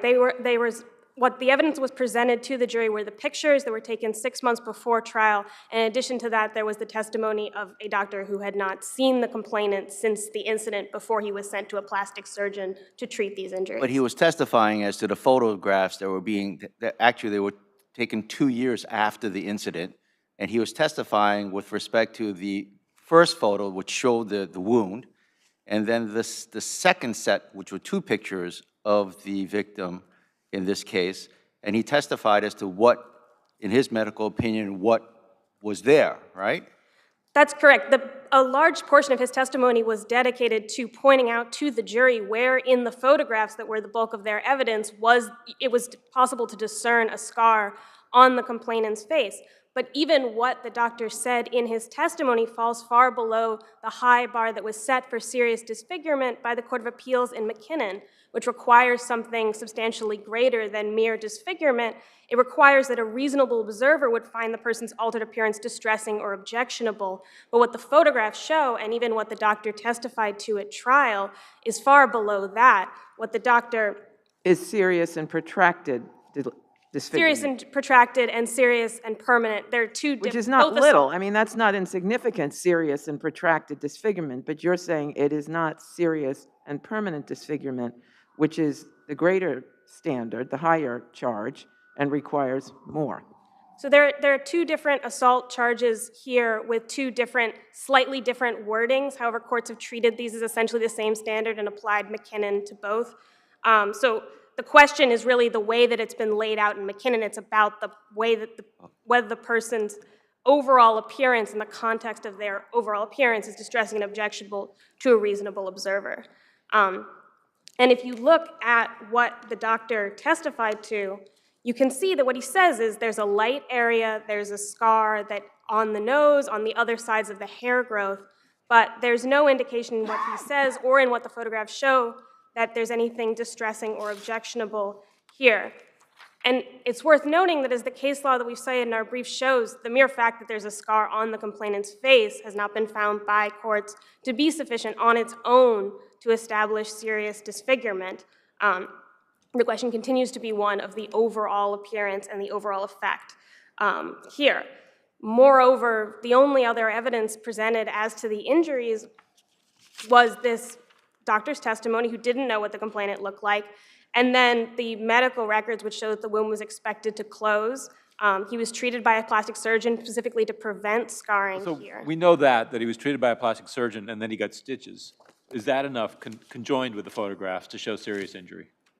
It has not been. As the case law that we cited in our brief shows, the standard is really about the person's overall appearance. And so I argue the photos do not establish that. What you can see is not a distressing or objectionable overall appearance. So we'd have to find that as a matter of law, though, wouldn't we? I mean, in other words, in some of the photos are somewhat equivocal, I would agree with you, but at some point you can sort of follow where the scar is on the earlier photo that shows the cut. We can't connote from the width of the scar in certain places that it would be serious disfigurement. the original photo, you're discussing the original photograph of the injury on the Right, day, the bloody one, yeah, or not bloody, but red, yeah, go ahead. The standard is, as courts have found, is not about what could have happened based on the injury. So those earlier photographs show that what the injury was, but in terms, they show him before he was treated by a plastic surgeon, so they give some indication of what could have happened, but the photographs of him 6 months before trial were the only evidence presented as to what actual scarring there was. Doesn't that go to a weight of the evidence? I mean, the jury's weighing this evidence now at this point, right? I mean, they're hearing the doctor's testimony, he's subject to cross-examination, and they found what they found. I mean, why should we, say, oh, you got it wrong? I mean, this is weighing the evidence, and it's really a fact finder. That's what they're there for.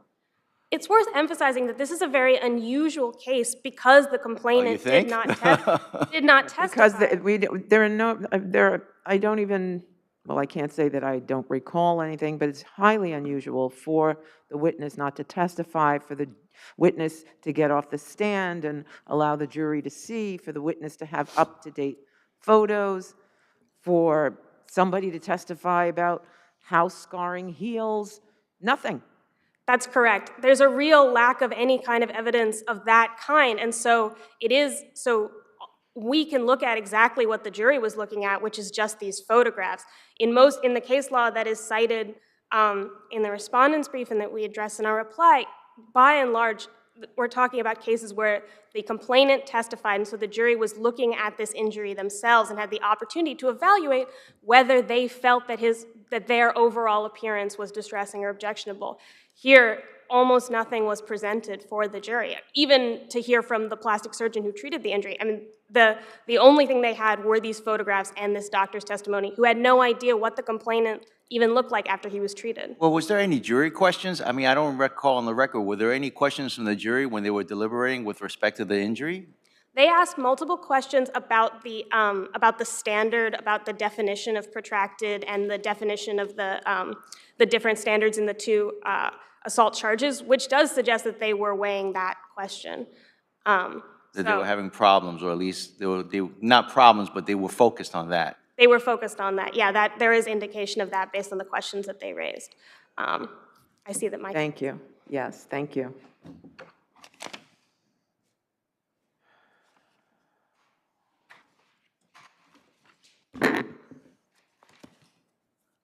So, counsel, I'm sorry, your appearances, please. Good afternoon, and may it please the court, Faith Petrolia for the people. Thank you. So, I mean, I don't know that it's never done, but it's highly unusual that this victim wasn't in court. I understand that he was incarcerated, perhaps, but still, the defendant was in court. The victim could have been in court. And then, I guess maybe he didn't want to cooperate, I don't know, but he's not shaven, so can't see the scar.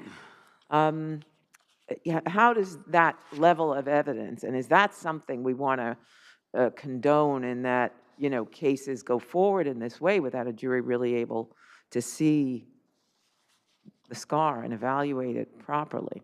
Well, Your Honor, to your first point, the victim is not required to appear in court for this type of situation. I mean, the jury saw the photographs of the scar 18 months after the injury, so it was fully healed at that time, and so they were able to evaluate that evidence. Is there testimony in the record that the scar is fully healed? Did the doctor who testified say anything about the way scars heal and that it was fully healed at that point? I didn't read that. Your Honor, I believe the doctor did testify as to how scars heal generally, and that Mr. Cook would have more chance of scarring in this case because of his complexion. But whether or not there was a permanent disfigurement was a question for the jury. It's a factual determination to be made by the jury, and they saw the photographs in this case and decided that Mr. Cook was in fact seriously disfigured from this attack. But on what basis? You can't even see anything. I looked at the same photos that they looked at. There's only a fraction of what could be considered scar, and it certainly is not protracted or gruesome or prominent or unusually disturbing. And as I say, because the beard is still on, it wasn't there. Without absolutely guessing, there's no way to, is there? Is there a way to figure it out without guessing? Well, Your Honor, I wouldn't say that the jury guessed at this injury. I would say that they saw the scar on the photographs and made a determination based on that. Additionally, he does have a beard in the photo, but the scar is visible through the beard. It is, and the doctor did testify and pointed out to the jury where exactly on either side of the beard the scar was. The jury was able to see that testimony and see exactly where he was pointing, and so they were able to take into consideration that evidence when they made the determination that Mr. Cook was in fact seriously disfigured from this attack. If there are no further questions, we ask that you affirm. Okay, thank you.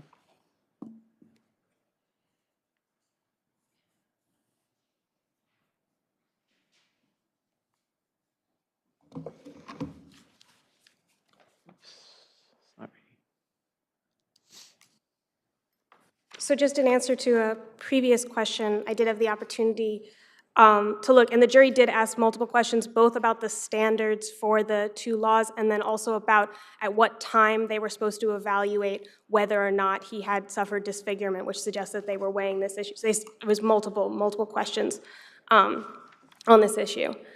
And then just to reiterate the overall issue, the fact that this is such an unusual case where such limited evidence was presented on this issue of serious permanent disfigurement, and the fact that the doctor's testimony largely consisted of just pointing out to the jury where on the photographs were the only thing that they were presented this scar was, shows how unusual, how limited the evidence was and how insufficient the evidence was of this permanent disfigurement. So what, is the relief you're asking for a dismissal of everything, or what else is there an alternative relief that you're seeking? So we do have multiple issues on appeal, but for this issue, we're asking that that his conviction be reversed on this issue. That's right. Thank you. Thank you. Nothing else. Thank you both. Wheel versus Newton.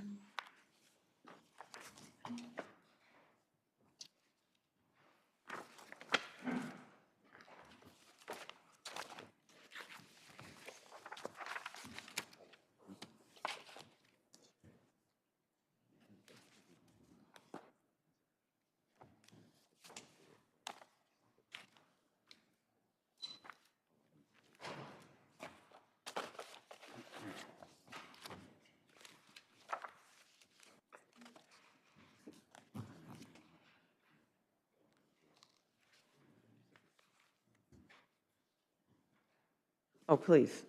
Sorry.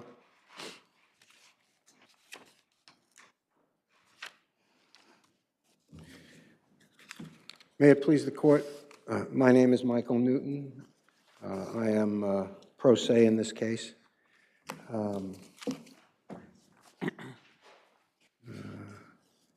The Supreme Court below granted... So, sir, yes, I'm going to just allow you to tell us what you want us to find and why, if that helps you. Sure. Summary judgment was granted, and it should not have been granted because in making the motion, the plaintiff did not annex the bills that are in controversy to the motion. If I might ask you, you did engage in some texting or back and forth with the doctor, where I think that you said that you are aware of the bills and that you intend to pay for them. And it wasn't a past tense, it was sort of a future tense that you intend to pay for them. And why isn't that enough to sort of affirm, an affirmance by you, that those were the correct bills? Because I had already paid those bills. The bills that were annexed... Why did you make that statement then in that way? Unfortunately, it's not in the record, but that text was not sent to Dr. Weil. That text was emailed to Dr. Weil's attorney, who woke me up in the middle of the day when I had been sleeping after I had come out of the hospital. And the last thing I wanted to do was talk to anybody on the phone, but he made it seem, I felt coerced in order to satisfy Counsel, did him. you ever retract that text? Excuse me? Did you ever retract the text in any way?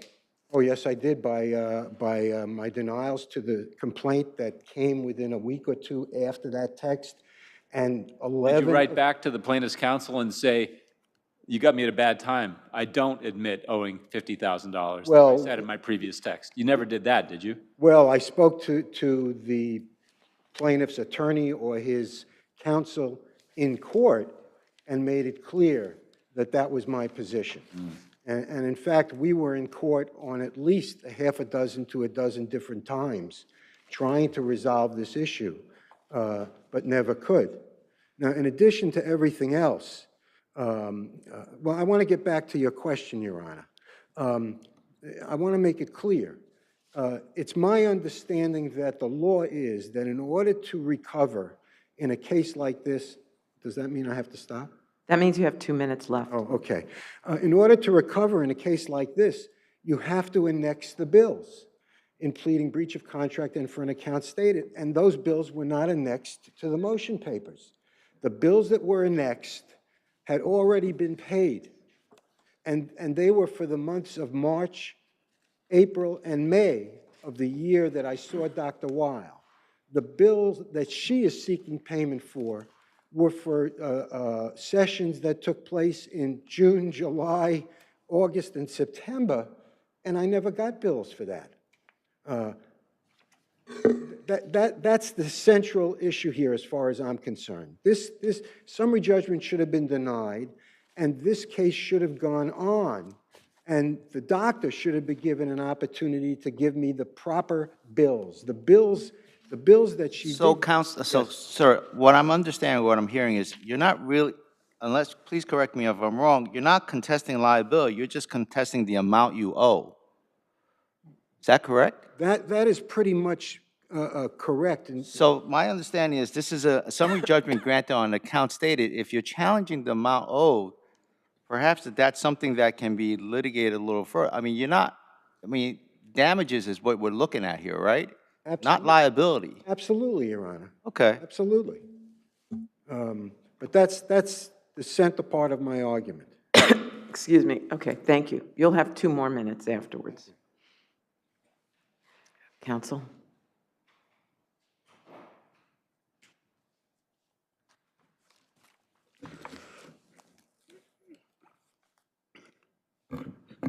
Good afternoon, Your Honors, and may it please the Court. My name is Mark Lebelski, and I represent Respondent Bonnie Weil.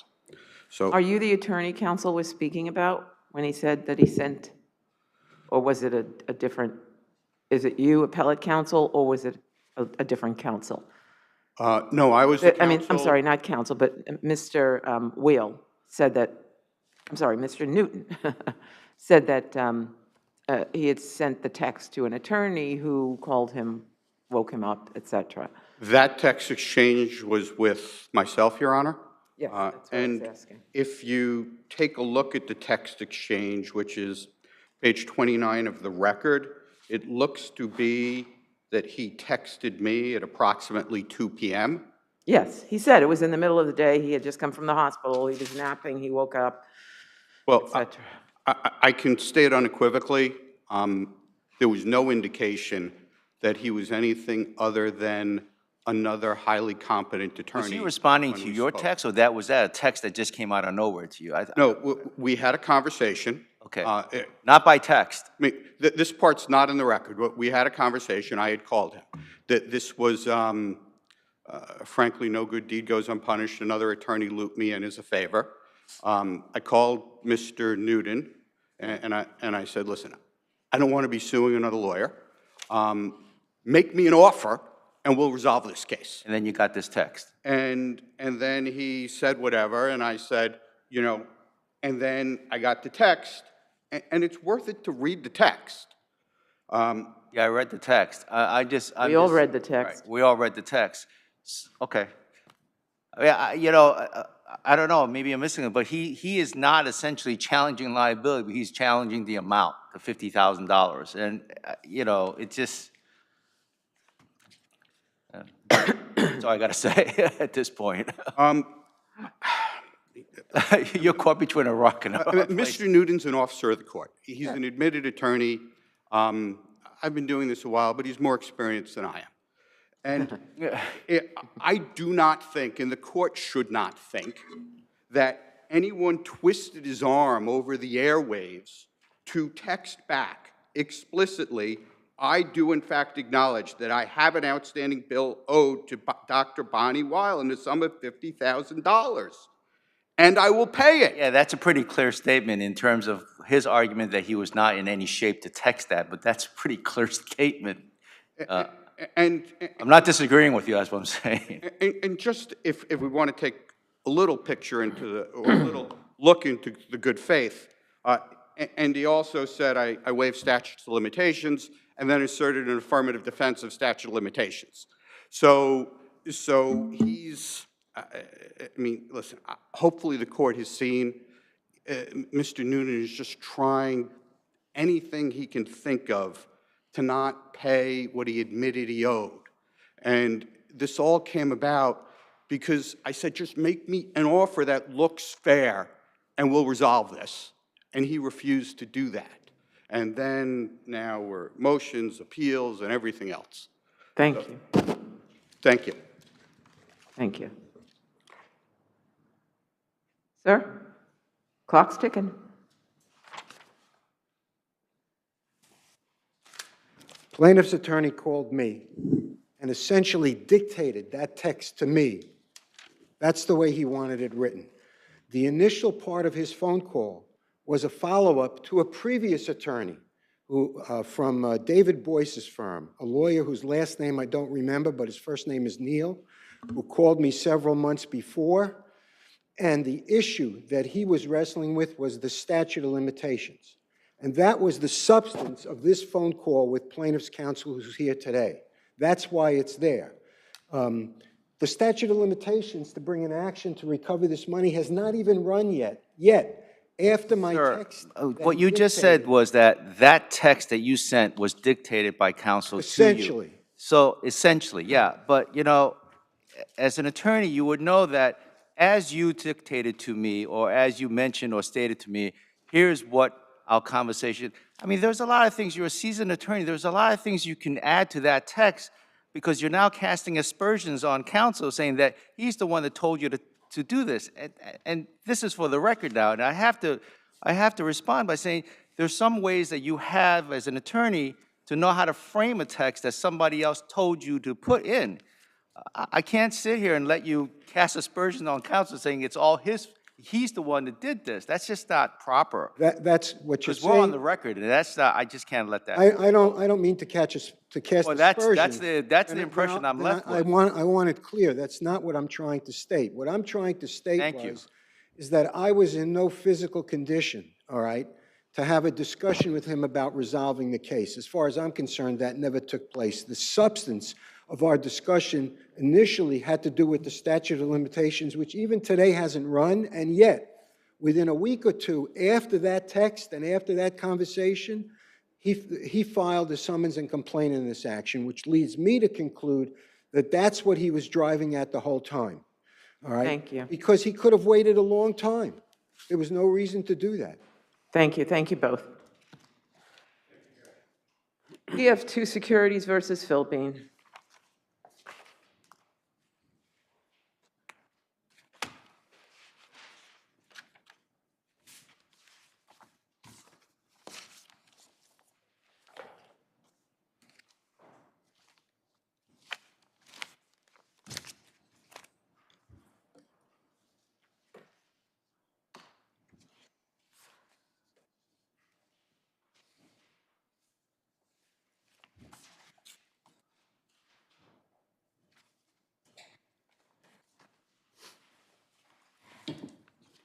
Good afternoon, Your Honors. May it please the Court. Christopher Malazzo of Carmel Malazzo and File LLP for the plaintiff and appellant PF2 Securities Evaluations. This is an appeal of a denial of a motion for summary judgment, and the main basis for the court's denial of that motion, as well as the main arguments advanced by the respondents, is that discovery was incomplete. What the court should find is that the discovery, while all discovery has not been complete, the discovery necessary to decide the claims that we sought, which was for partial summary judgment, is complete. First is the PF2's claim for breach of loyalty and breach of the covenant of good faith and fair dealing. The evidence established, and it's pretty much admitted by the defendants, that Philippine secretly formed LC3 to compete with PF2 for his own profit. Yeah, but the question is, did he do that while an employee Yes. And you rely somewhat on a number of things, but one thing you rely on is W-2 forms, correct? I'm sorry, I didn't. I'm sorry. One of the indicia of employment you rely on is W-2 forms filed for January of that year, correct? That's correct. There was. But aren't those also, and your opponent makes this point, they're also given for people who receive severance. And so therefore, it's not necessarily a slam dunk for you that he was employed. Well, that wasn't the only indicia of him being an employee. Okay, but you would concede that it's also given to people who get severance, right? Which is his story. You know, honestly, I am not a tax expert to determine whether that's true. Apparently, that's on the IRS website that may happen. But there are other indicia of an employee which are present here. Number one, you know, he's paid a salary. Salary is paid to an employee, it's not paid to somebody. But salary it could have been a severance, right? No, salary is different than severance. Severance is for work that's already been done, that they're paying a former employee. Here, he was continuing to work. And while he resigned as treasurer, he didn't resign as an employee. He stayed on. And he calls it a salary, doesn't it? Doesn't he? I'm looking at record 337 in an email that constitutes part of this contract. Right. He calls it a salary, does he not? He does. He does call it a salary. But as many things as you say one way, he says the other way. I don't, there are so many questions of fact in this case. I don't see how this can be resolved on summary judgment. Perhaps I'm wrong, but I mean, every argument you make, he has a factual counter-argument. He has a counter-argument, but most of his counter-arguments are conclusory. I mean, you can't just... I didn't, okay, I mean, if that's your view, I understand, but to me, they seem like different facts. That you're talking to two different people, you know, totally different facts. But okay. But like as to the employee issue, he's saying, I'm not an employee. Well, look at the indicia, okay? And these are, you know, not he said, she said, these are what happened. And what happened was he was paid a salary. He was paid benefits. But he said the whole setup was different, as my colleagues have already spoken about. That it wasn't, I was an employee. I already agreed. I gave up my title, and I was getting this as severance, and that's why I was getting the pay. I mean, that's not pay as an employee. It was totally different. Well, I respectfully disagree. You disagree with the fact that he said that, or with? Well, he's saying that in an affidavit. I agree with that. But I think really what happened at the time, I mean, and we have to remember too, it was Mr. Philibine that drafted the terms. So it wasn't my client. It was Mr. Philibine. And he's the one who said salary. He's, you know, we paid, or PF2 paid his health benefits. He was issued a W-2 for the end of 2011 and then the beginning in 2012 to cover the period of the contract. One of the things that the judge was mentioned and was concerned about was this case was going on for years. There were never depositions of any of the parties. What happened? 5 years, 7 years, no depositions of the parties? There has not been yet, Your Honor. But my client, on 2 occasions, offered to sit the depositions, and that was rejected. And the excuse is always, they need more documents, they need more documents. My clients produced 66 or 65,000 pages or so of documents in this case.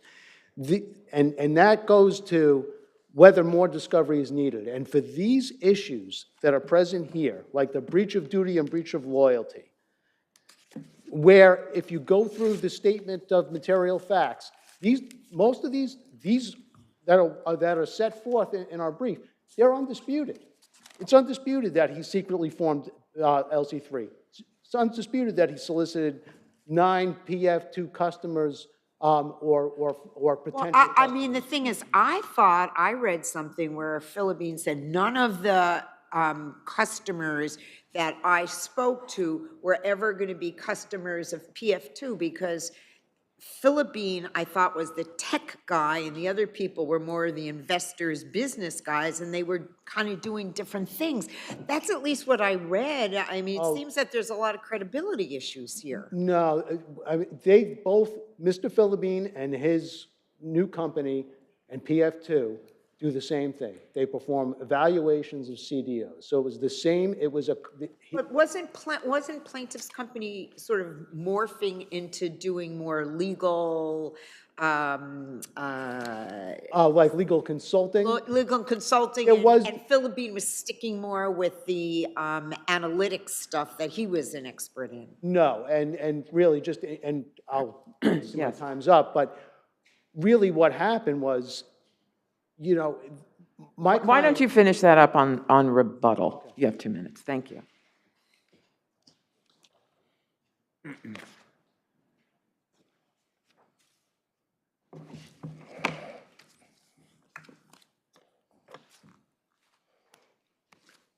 May it please the court, I'm Adam Rader on behalf of the respondents.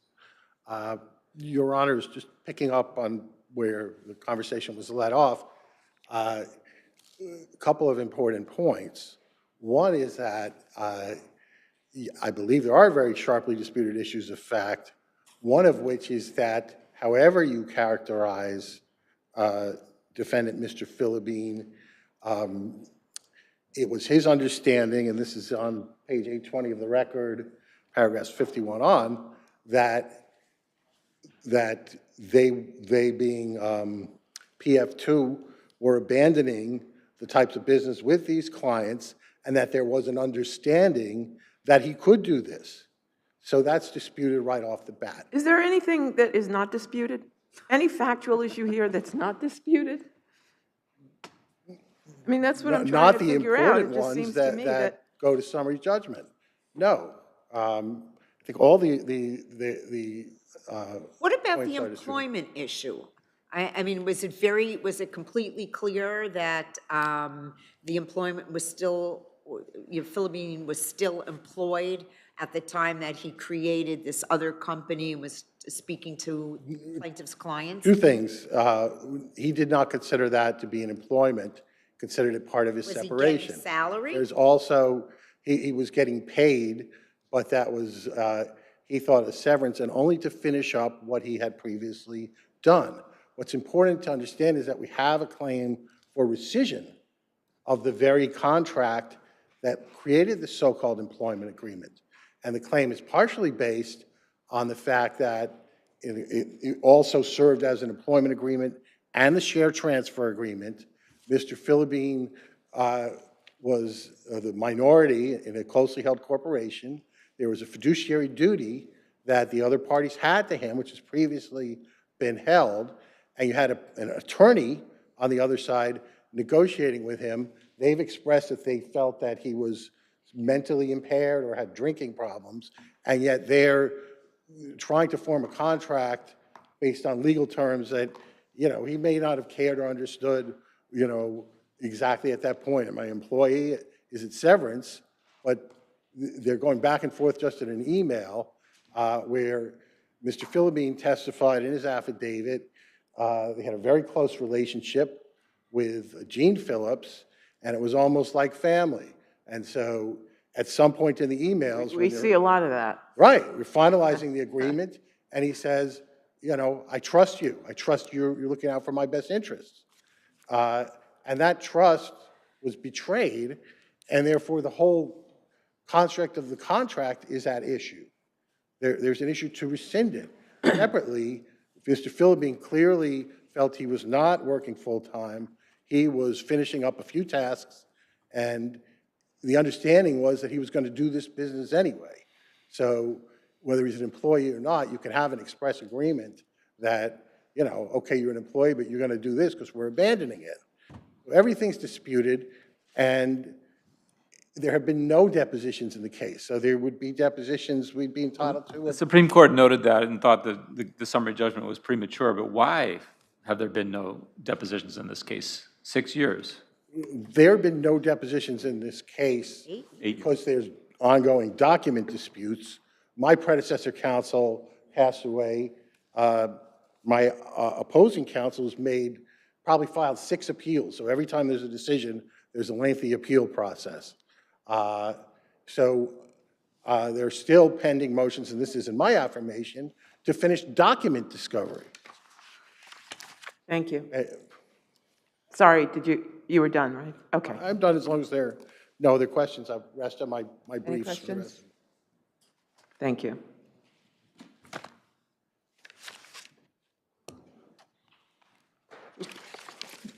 Just a couple of quick points. Just on the fact that there's no depositions, that does not necessarily preclude summary judgment. And the fact that depositions aren't done, and what Mr. Philibine and the defendants need to do to establish that summary judgment shouldn't be granted based upon the fact that discovery is incomplete is show what evidence they would find.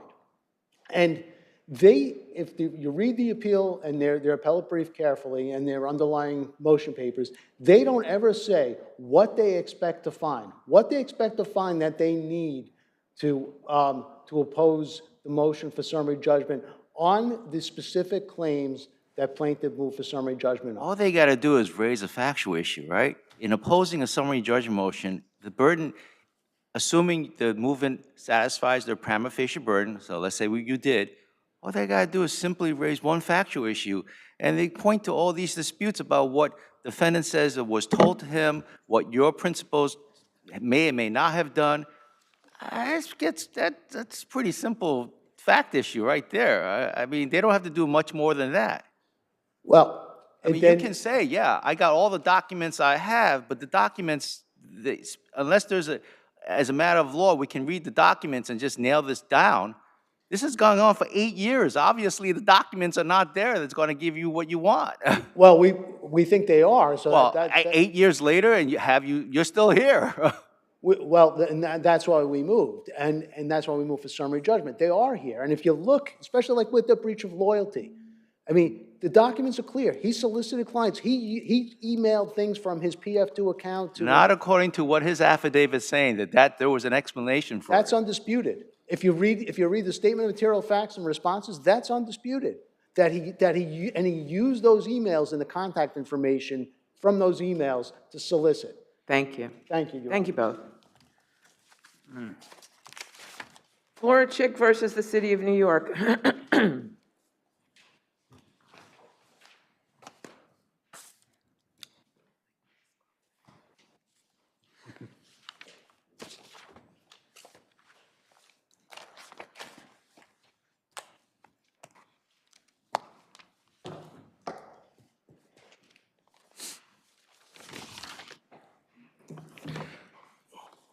3 minutes, correct? Yes. Thank you. May it please the court, my name is Theodore Hecht, and I represent the defendant appellant, the City of New York.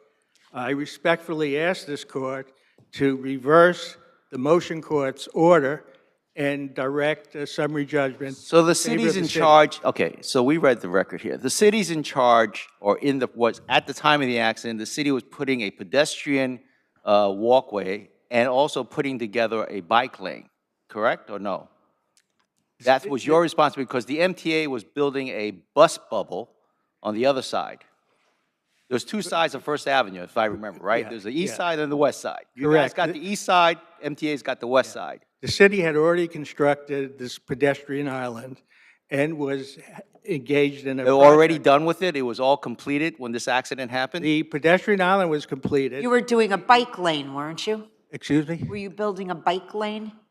Yes, and the plaintiff is complaining that portions of the bike lane were not painted.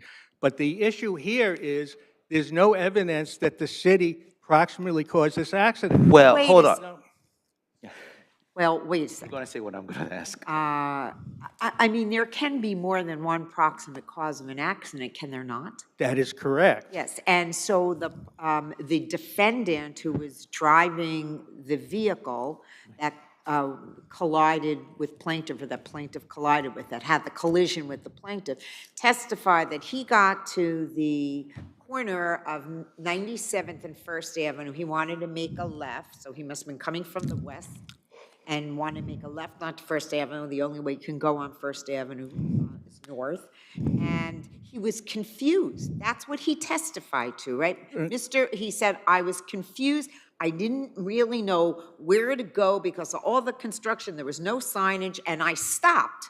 He stopped. That's what he said, No, right? and yes, he stopped. He had his foot on the brake. Okay, I and just he want to, testified. counsel in the back, we don't need any extra argument or head nodding, so if you would just limit that. So Go he- ahead.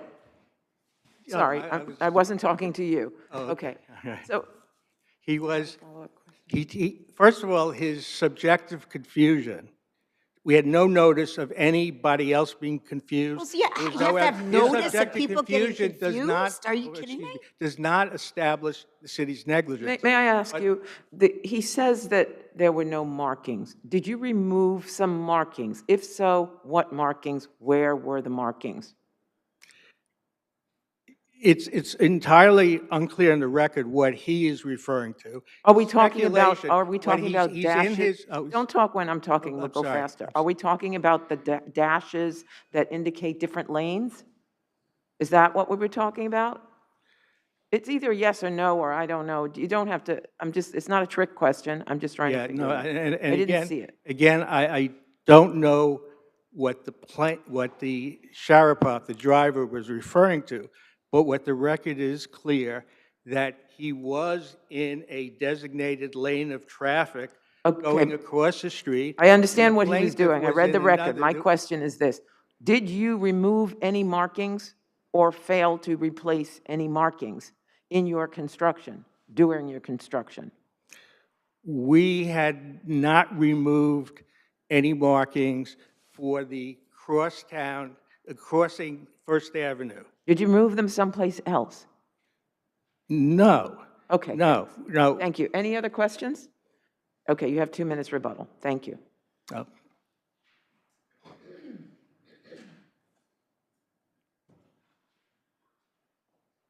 Good afternoon, Your Honor. May it Now you can argue. Thank you, Your Honor. May it please the court, I'm Stephen Johnson from Shine Johnson, representing the MTA and the Transit Authority.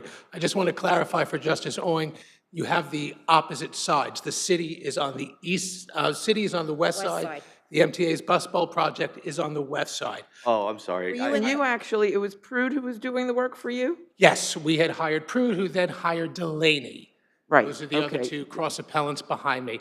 I hope to be as brief as my brief actually is in this matter. While there was confusion by the driver involved in this accident with the motorcyclist, he specifically testified, due to the confusion, he stopped.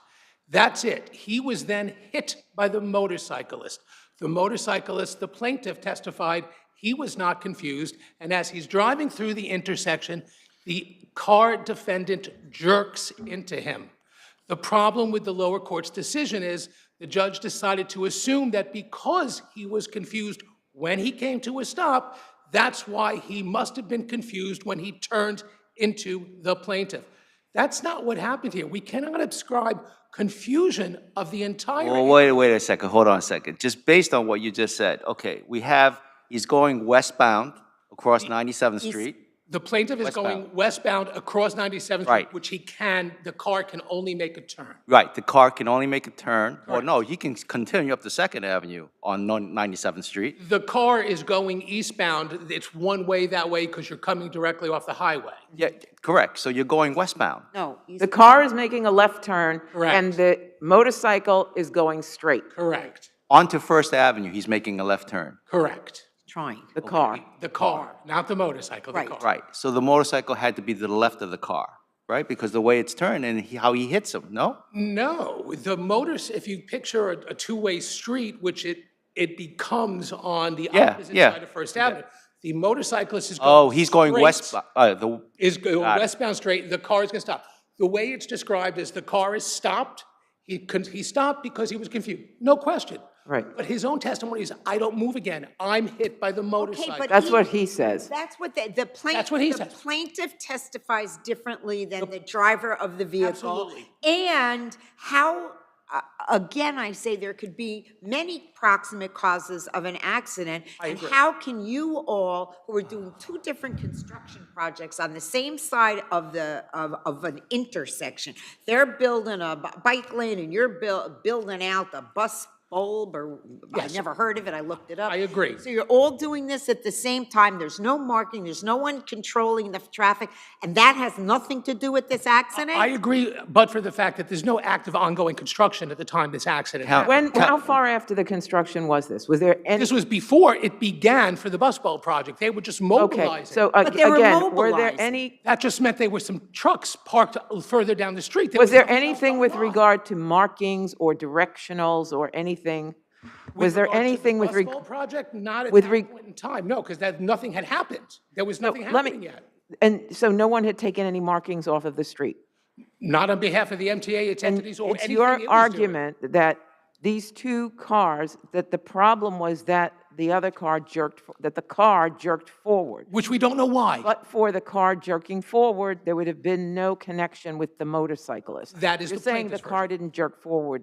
I'm not because saying of- that. I'm not saying that, not I at didn't all. finish my question. You're saying that the car didn't jerk forward because of anything the MTA was doing with their construction? Correct. So let me, No testimony to that effect. all right, let me get the facts now straight. The motorcycle is going across 97th Street westbound Yes. towards the FDR. The car, the vehicle, the offending vehicle is going westbound across 97th Street, across First Avenue, The correct? car is going You're going in opposite eastbound directions. on 97th. Of course, the car's attempting going to make a eastbound. left northbound on Correct. First. Yes. Okay. And I'm not from Manhattan. I see my time is up. I don't know if else, other than the fact that the record is devoid of any reason why the car would have jerked. We can't ascribe confusion. Because Okay, he was let's- confused. No, He but was you're confused guessing that. There's no, that's not what the driver said. The driver said, I stopped and didn't move again. It's a clear question of fact between two drivers, and we can't ascribe the fact have that the nothing car to do jerked. And the fact that Because he it's not is in position in the left lane, whether confusion or not,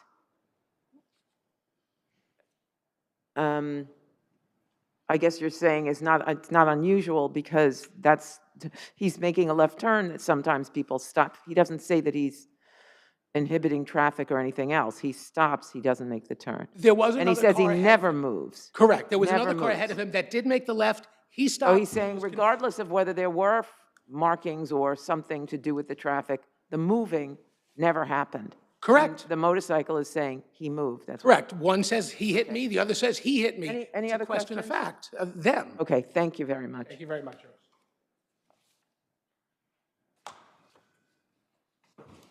Good afternoon. May it please the court. Lisa DeLenzi for Prude Construction. And I would just like to direct the court to page 2896 of the record. This is a color photograph of what a bike lane looks like when it's completed. Where are the markings? Where are the warnings? Where are the flags? Don't turn into this. Was it completed? Thank you. On the This one day is of- completed, but I'm showing you that there's no warnings. Don't turn here. And this whole case is like, I wasn't warned where to Wait, drive. wait. We But on wasn't the, warned. I'm talking about the date of the accident. Was the bicycle lane completed? I don't think it was. I don't think it was, but there is testimony that there are two plastic poles that delineate the pedestrian island in the middle. And there's testimony, even though the driver said I didn't see them, there's testimony from the city that those poles had already been placed there. So when he's driving, he has a duty to see what is there. And as counsel said, he was stopped. That is very important. And then my bus bulb project was on the other side, completely surrounded by orange and white barriers. Nothing was happening. Ground hadn't been broken. What are we supposed to be warning about? Don't run into the barriers over here. Watch where you're going. I mean, this is really what it comes down to is the plaintiff wants us to believe Wasn't there that- some testimony that the bus bulb project also required some change of the lane markings, or not markings, but that the lane was taken up a little bit on the far east side of First Avenue? Yeah, that's plaintiff's allegations, but again, if you look at the photographs and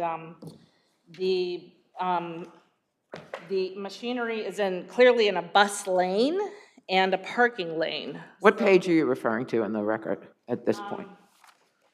It is 2328, and that shows that it's a bus lane. And then you can also see there's a parking lane. So there were no blocked lanes of traffic. There was no congestion of traffic. There were... Thank you. Any other questions? That was, you said, record page 2328 is the one you're referring to. 28, yes, that's where you can see the... And that is from the scene, or from sometime shortly thereafter, or when? I don't know if there's a date on it, but it does show exactly what there was machinery that had been moved to that side of the street on that date. Okay, thank you.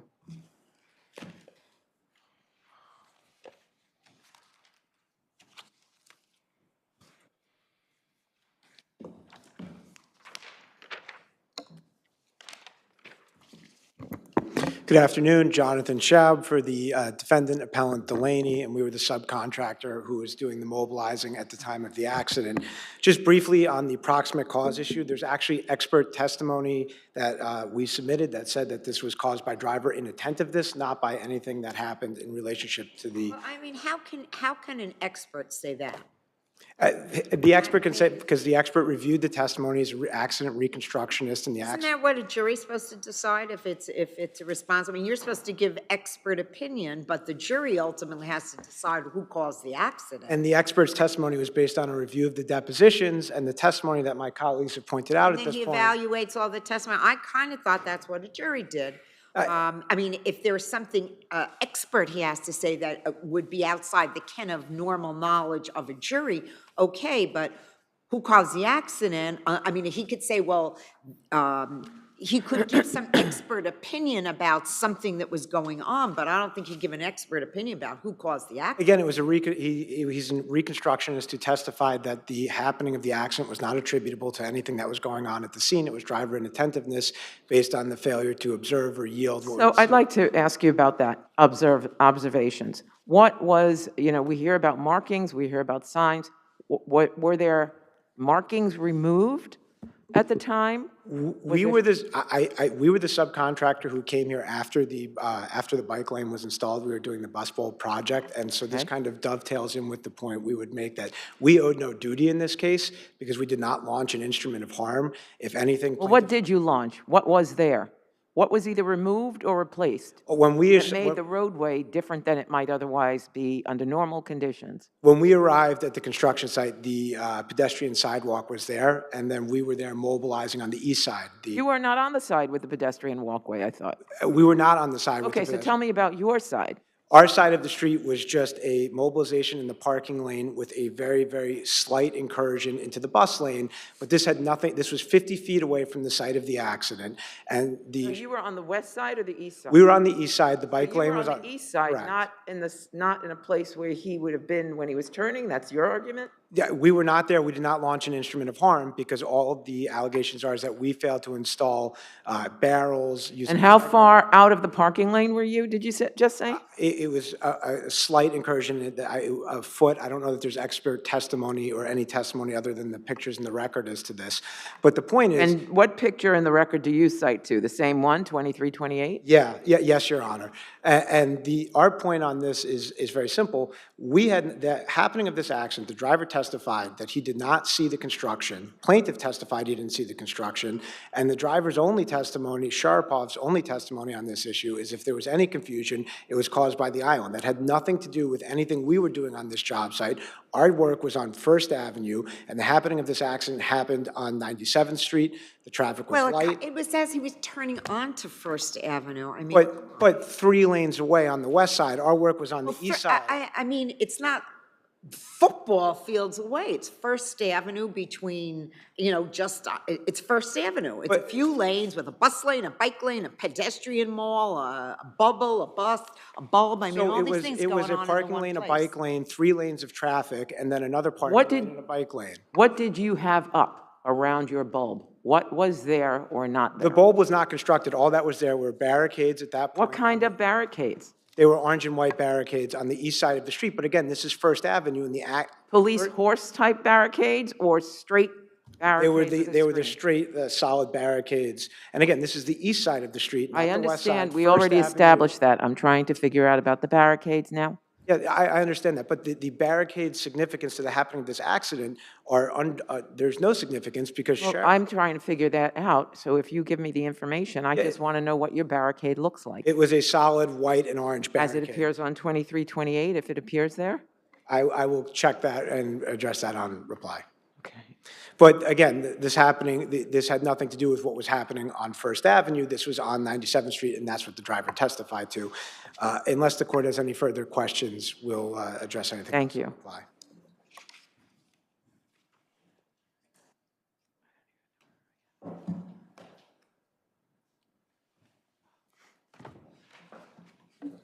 Good afternoon, Your Honors. May it please the Court, Scott Horn, counsel representing the plaintiff respondent in this matter. Your Honors, one of the things that I want to really make a point to clarify here is there were a couple of misstatements that were made during the appellant's presentation. And I think the most important misstatement was the concept of what the contractors, not the city, but what the contractors were doing on the east side of First Avenue. And I'd like to call your attention because there were several comments made here today that nothing was going on. All we did was we had some machinery there, but nothing was going on. That is incorrect. And if you look at page 2316 of the record, there's a written sworn statement by the individual who worked for the contractors and was overseeing the site. And quoting from this individual, who not only was present and overseeing the site for the contractors, but actually witnessed the accident, he says at page 2316, this was an active construction site at the time of the accident.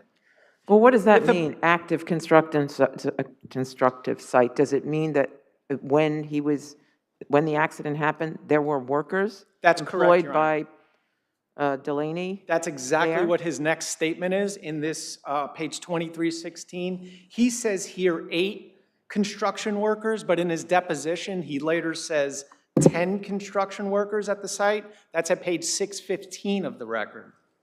So in addition to the fact that the day before, not the day of, but the day before, all of this heavy machinery was delivered on the site, and barricades were put up, which encroached into the second lane. Okay, so that's where we from get the east to, side. counsel, that's where we get to proximate cause, I guess, concerning the bus bulb, because you were farther. The bus bulb was farther than the bike lane from where the accident occurred. And it seems to me that Mr. Shapiroff mostly talks about confusion with respect to the bike lane and the pedestrian island in the bike lane, but not so much about the people who are on the bus bulb, with the contractors working in the bus bulb. So what's the proximate cause of that work in causing the accident? Well, as Justice Kapnick indicated earlier, there's multiple There can be proximate causes absolutely, here. no So question. with regard to the city, it's dropping a I know, but I'm asking about the contractors of the bus Okay, bulb. So just so talk about them for a sec. Okay. What's the proximate cause So there? with regard to the contractors, they took over 2 lanes of First Avenue. So First Avenue was 6 lanes. The pedestrian island, where it's situated in the middle of First Avenue, takes over 2 lanes. Now there's 4 lanes. They come onto the scene. You're talking about, I'm sorry, you're talking about the parking lane and one next to it? Correct, with regard to both sides now. So the city blocks 2 by virtue of constructing the pedestrian island, and now the contractors come on the site and they exacerbate the hazardous situation by encroaching on 2 more lanes and effectively narrowing First Avenue down to 2 lanes. So 2 as lanes. this gentleman is 2 lanes side by side.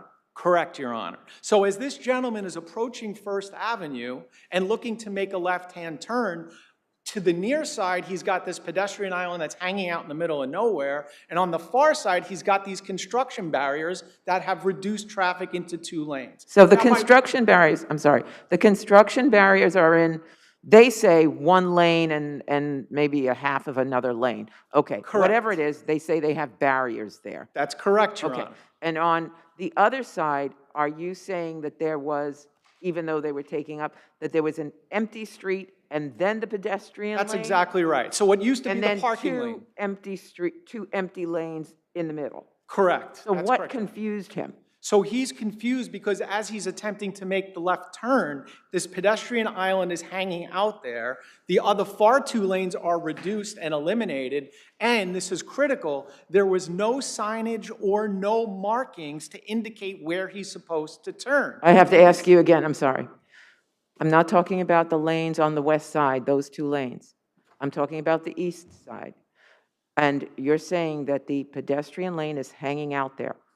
Between the curb and the pedestrian lane? Yes. Was there a barricaded lane that is usually the parking lane, or was there just an empty lane that's not barricaded? Page 575 of the record, Your Honor. Okay, And thank that's you. the photograph that everyone authenticated. Okay, and in that's fact fine, was that's marked. fine. Now, Wide open. okay, counsel. So after the pedestrian lane, you're saying there are two open lanes for traffic? Correct. Okay, and your client did not understand that he was supposed to turn into those two open, I'm sorry, the offending driver. Yes, right, exactly, the car did not understand that he was supposed to turn into those two lanes because he was confused. That's correct, Your Okay, Honor. does your client, I believe, says that this driver jerked into his lane? That's that correct, right? Your Honor. Okay. While the driver is in a state of confusion. That's the important part that's being left out of this recount. So the individual is partially situated into his left turn and stops. So he's attempting to turn left, and he sort of stops at that point. And you tell me, your motorcyclist plaintiff was coming from on 97th Street, coming from east to west? From the FDR Drive. So right, from the FDR, I get it, I know exactly where that is. So he was heading that way, and this guy's confused, and that's how at some point that they intersect. Yes, and the reason why it's so critical to the analysis that the contractors were on site working, having further reduced First Avenue by 2 lanes, is that they were required, once they reduced those 2 lanes, to put in markings. That's the connection to the contractors. They were required to put in temporary What do we do with the fact that the man in the white car says he never moved? That's a question of fact. The individual who, actually, I read this statement. In other words, he's saying, I stopped due to confusion. Yes. But I didn't move. That's right, Your Honor. So it seems to me confusion is not an issue anymore. He didn't move. The motorcycle says he jerked into me. Yes, Your Honor. The motorcycle can't say he jerked because of confusion. Only the driver can say, I jerked because of confusion, and the driver says, I didn't jerk. So I'm wondering then how the confusion has anything to do with it when he was stopped, from his testimony, the driver, not moving, confusion or not, if he's just stopped, that's fine. There's no accident. I see that my time is up. If I can just answer that question. So it's not as black and white, and that's why it's a question of fact, and there's certainly inferences that can be drawn. Everyone agrees that he stopped because of the confusion. The individual who was Essentially, had he not stopped because of confusion, this accident may not have happened. More right? importantly, had there been the proper demarcations, barricades, and signs that the contractors were required to put in place, this accident would not have happened. This is a left turn. People stop all the time for left turns. The fact that he stopped, whether confusion or for traffic, what difference does it make if he doesn't jerk into the lane? Except that he was angled into starting his turn into First Avenue, so it's a little bit of a different That's what people do. Happens all the time. That's driving. That's left turns.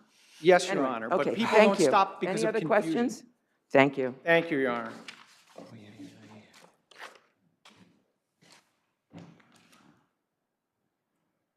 Rebuttal?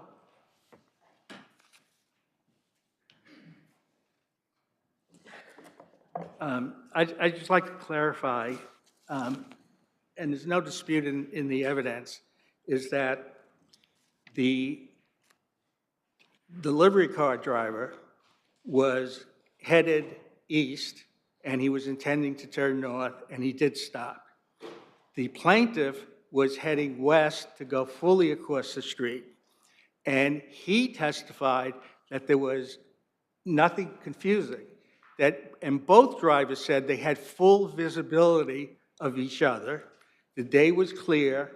There wasn't anything confusing about the fact that the livery driver was in a known lane of traffic going across the street, and the plaintiff was in a lane of traffic. There's no confusion about the lane of traffic that they were driving in. And the testimony is that, again, the plaintiff saw nothing confusing. There was nothing confusing about the pedestrian island, and had clear visibility when they were in close proximity, just a few feet, and they're passing each other. The livery car driver, Sharapov, says that the plaintiff slammed into him. The plaintiff says that at that point, when they're in close proximity, the livery driver jerked and then hit him. That is an independent factor, independent from any of these other elements that they say should have been there. They're required to see what is observable. They're both So next to I each get, other. what you're arguing is because he was already in that turn, right? He may have been confused to stop, but then when he jerked forward, or however he started moving again, there was no more confusion, and that's where he struck the plaintiff, right? That's what you're saying. It's less to do with construction area going on and more to do with the Defendant's Act. And also, it was a violation of the motor vehicle law because he Okay, went... but even if it had less to do with you, it might still have had something to do with you. Excuse me, Never mind. I didn't hear the question. Thank you very much. The red light is on. Thank you. Okay. The next person should be right up unless nobody wants rebuttal. I didn't request rebuttal time. Yes, but two people did. Yes, I did. Okay. Next person. Yeah, I just want to point out that I cited cases across all of the departments that where plaintiff argues, but for lack of signs, but for the design of the street, but for warnings, I wouldn't have been hurt. And across all of the departments, it says when it's driver error, the premises only creates the situation. It's not a proximate cause of it, and that's exactly what the facts are here. Thank you. Thank you.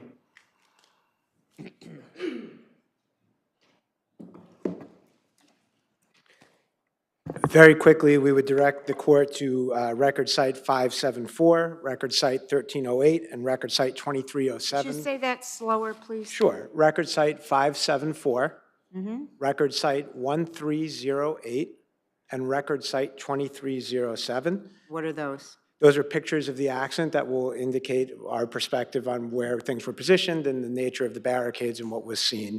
The next point I would make is that both Sharapov and plaintiff both testified that neither of them saw the construction equipment that was being mobilized on the east side of the street. The third point I would make is that there is no dispute that Sharapov was stopped at the time of the accident. And the fourth point I would make is that there is no dispute that the plaintiff was capable of proceeding west across the road, across 97th Street, without hitting plaintiff's car when plaintiff was stopped. Are you suggesting then that the driver's lurching forward was an intervening act? Yes. Essentially? Essentially, the driver was stopped, and it was his duty, once he was stopped, to see what was there to be seen. He failed to yield and use due care when crossing a lane of traffic. That is the... So the fact of the matter that all you may be proximate cause, but what he did after that severed that. He is the proximate cause of the... Well, I'm just saying as an intervener, Yes. what he did next severed your responsibility. Yes. Thank you. Thank you. Thank you all. AEA Middle Market versus Marblegate Assets.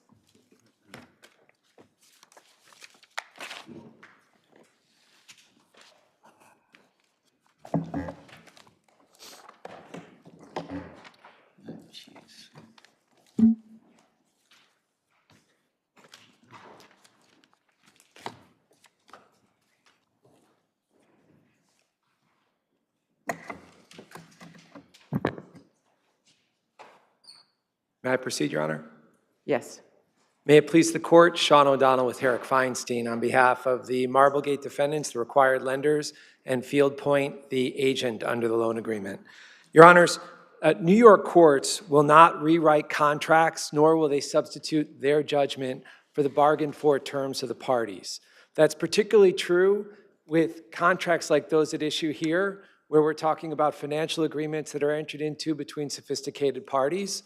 Our courts recognize that New York is one of the financial hubs of the world, and it underscores the importance of enforcing those contracts as written, as opposed to substituting the court's judgment for the bargain for terms. Plaintiffs are arguing that you abused the restructuring process, and that was not part of the contract, but it was something you did to horse the contract. And it's actually refuted, Justice Moulton, by the credit agreement itself, section 411. It's at page 331 of the record. So it's really important to note when this credit agreement was entered into. The credit agreement, it's actually a forbearance agreement and then a Fifth Amendment to the credit agreement. It's 195 pages long. It was entered into on September 14th, 2018. At the time that that credit agreement was entered into, and this is set forth in the contract, it's not disputed, there's an Exhibit A to the contract, and it lists the existing payment defaults. There were payment defaults in July, there were payment defaults in August, and then on the next page, it lists out the anticipated defaults, September, 2 in October, 1 in November, and 1 in December. And as the Supreme Court correctly found, and as the plaintiffs concede, all of those defaults proved true as well. So why is that important? Because when you look at 331 in the record, section 411, what you'll see is restructuring milestones. So what happened, because the lender was in default and because it was in dire need of cash, it required $10 million of financing just to stay afloat. That's the first out revolving loans that are subject to the briefing and the court's decision. What happened is all of the lenders, save one, entered into and signed off on this restructuring agreement. And so now let's look at what it says. At 311, pardon me, at 331, 4.11. Did they all have to consent? Doesn't the plaintiff say that, or is that wrong? It is wrong, Justice Kapnick, and thank you for asking, because that's what the provision says. So if you look at the milestones, the first thing it says is the restructuring term sheet needs to be agreeable to the owners, the sponsor, and the required lenders. And it doesn't say that there's any duty to negotiate, duty to confer, duty to disclose, or involve the minority lenders in any way. Then the next milestone, and it's at 331 of the record, says that the restructuring support agreement needs to be agreeable to the sponsors, the borrower, the agent, and those number of lenders that are required to consent to whatever the transaction is that's at issue. And as the Supreme Court correctly found, it's required lender consent that was required, or direction to cause the agent to foreclose. So this was not a hypothetical.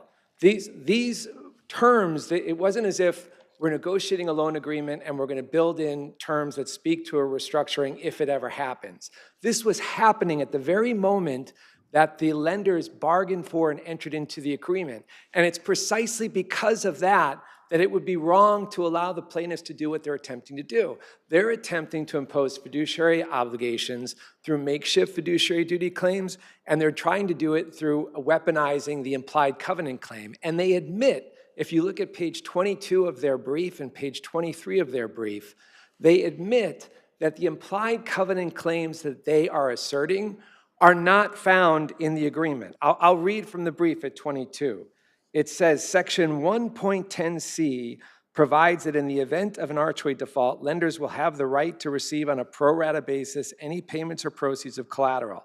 On the other hand, section 110c does not establish a broader right to pro rata treatment in other circumstances, exactly the example, the distribution of collateral assets purchased using loan obligations. And it goes on to say that's what the implied covenant is targeted at here, these broader rights. New York courts don't allow implied covenants to impose novel rights or broader rights. What is your understanding of exactly what the plaintiff is saying was the breach of the covenant of good faith and fair dealing? So obviously, if it was the same as the contract, but there is no breach of contract claim here. So how? I mean, there was, but it was knocked out, correct? Right. And so, what is the breach of the covenant of good faith and fair dealing that Judge Crane found was still So she said she said that it deprived them of the fruits of the agreement. Right, well, that's what, yeah, that's just what this case is saying. And that's but all what that is said. it? And in fairness to the court, of the 80-some pages of briefing on the motion to dismiss, the good faith and fair dealing received 4 pages. That's in the aggregate from all of the parties. It was an afterthought. It was never the focus of the parties. It started off, as Justice Oing knows, it started off by them saying that the Fifth Amendment was invalid. They ran into court. They sought a TRO. They've given up on that claim. And there's a reason for that, and that's because their documents actually admit that it was valid. And they've now tried to transform this into a fiduciary duty claim, not an implied covenant claim. Their opening claim is a fiduciary duty claim, and they try to argue that they're shareholders, and I can speak to that on rebuttal. But on the implied covenant claim, again, it was an afterthought. They said fruits of the contract. But this court knows when you want to know what the fruits of the agreement are, where do we look? We look to the bargain for terms that the parties negotiated, a 195-page contract that was entered into while the borrower was in default. It wasn't a hypothetical. They knew this was happening. These are sophisticated funds that manage billions of dollars. If they wanted additional protections, then they should have negotiated them. They should have put it into the agreement. But what they can't do is Marblegate funded $26 million based on the restructuring agreement. The plaintiffs opted not to. Okay, now they're upset because, not surprisingly, their loans are worth less and subordinated to the new money. That's nothing new. That's how restructurings are done. What would be new and what would turn the financial markets on its head is if syndicated lenders could come in and second-guess an agreement that they entered into months earlier because ultimately they didn't like the term sheet that they didn't insist that they need to consent to. Thank you. Thank you, Your Honors.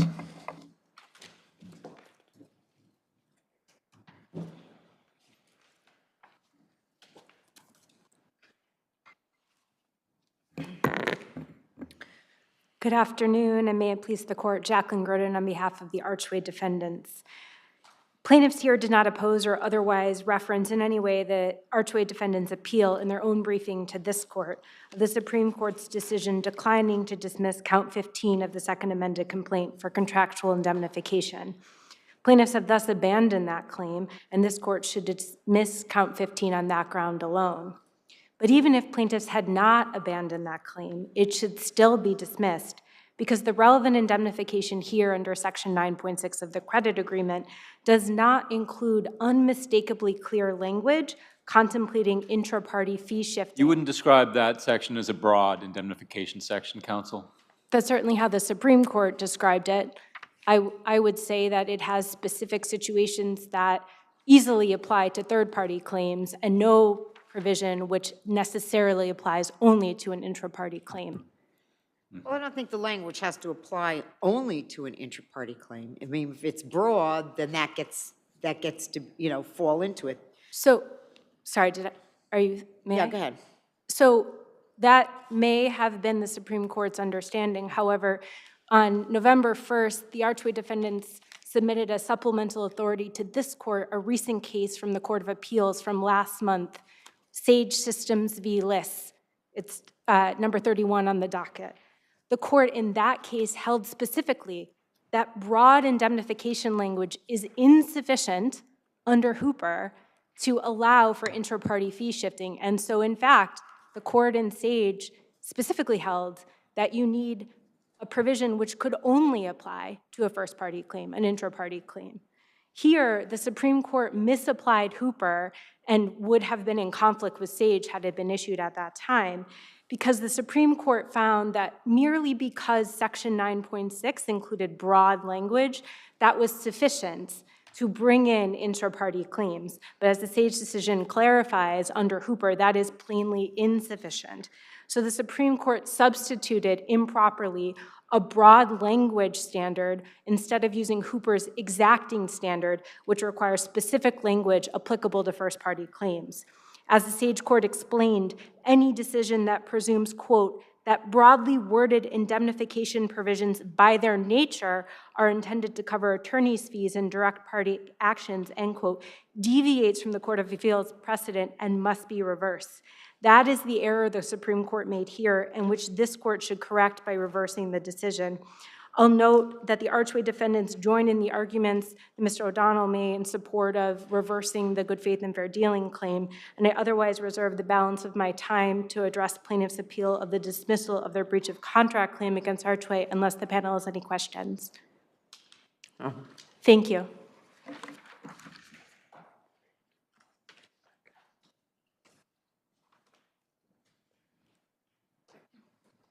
Good afternoon, Your Honors. Alicia McCarthy, and my firm is counsel of record for the respondents' appellants in this case, and I respectfully request the court's permission to have my colleague, Tracy Leroy, argue on behalf of respondents' appellants today. She's been admitted pro hoc vice in this matter.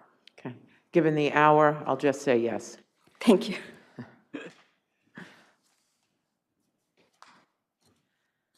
Good afternoon, Your Honors, and may it please the court. I'm Tracy Leroy from Yetter Coleman, and I represent the respondent cross-appellants plaintiffs, AEA Middle Marketing, and the rest of the plaintiff lender group. What's interesting about this appeal is that all of the defendants are asking this court to essentially ignore the well-pleaded allegations and instead take the defendant's word for it that what the transaction documents say about how the restructuring occurred is how they in fact recurred. What they are asking you to do is to find that at the pleading stage, the defendants cannot be held liable for a scheme that stripped away plaintiffs' $60 million of Archway debt, leaving the plaintiffs with worthless, unsecured loans, while the co-lender, Marblegate, moved the valuable Archway equity that was purchased using the plaintiff's loan obligations into Marblegate's portfolio company, Terrico. The Supreme Court correctly held that the covenant of good faith and fair dealing claim should be allowed to go forward because this is exactly the kind of case the implied covenant claim is intended for. So I kind of ask you the same question that I asked Marblegate's attorney. So, I mean, if this was not in violation of the contract, then how, and I know covenant of good faith and fair dealing is implied in every covenant and it's a separate thing, but what specifically is it that they did that wasn't in violation of the contract but still violated the, this covenant? Your Honor, the short answer is that while it is correct that the contract contemplated a restructuring, right, it didn't contemplate a restructuring like this. We have pleaded that the defendants concealed and withheld information necessary for us to participate in the restructuring. We have pleaded that they improperly structured a commercially unreasonable foreclosure auction process in order to preclude our participation or third parties to minimize returns from the foreclosure instead of, as any reasonable party would expect, to maximize them, and that we have pleaded that the defendants defeated our expectations that the consideration that was provided in exchange for taking the risk of loaning to Archway would include pro rata treatment compared to other senior secured lenders. Essentially, what the defendants did was design a restructuring to defeat these plaintiffs, their co-senior secured lenders of Marblegate, their contractual expectations of treatment. And while— Were you the only ones that did not go along with the restructuring that was proposed by Marblegate? Were there any other lenders on your level that were part of this, or they the larger group of people decided to do it and you did not? No, Your Honor, it was just these two groups. And I will reserve the rest of my time for rebuttal, unless there's any other questions on that point. Just briefly, can you touch on Field Point's, you have to allege it's gross negligence at least, right? Yes. Yes, Your Honor. And we have alleged gross negligence or willful misconduct. Field Point was well aware of how this transaction would affect the plaintiffs as compared to Marblegate. After the disclosure of the proposed restructuring, very early in the morning, the day after Christmas, my clients repeatedly tried and sent letters to all involved parties, including Field Point, spelling out how this would violate the plaintiff's rights under the contract and under the covenant of good faith and fair dealing. Field Point went into this transaction knowing that it would deprive the plaintiffs of these rights. At the very least, this was Field Point ignoring the impact of the transaction. You gave them a heads up in addition to what they should have known in the first place, is what you're saying. We did twice, before the lawsuit. This wasn't just an out-of-the-blue lawsuit. We had twice tried to rectify the situation with lengthy, and as the court might understand, a lot of lawyers were involved from the very beginning. And that's what makes this case different. This is not a case about a restructuring where after the fact we are complaining we didn't get a fair shake. This is a restructuring that from the very beginning was planned to deprive us of our share. Thank you.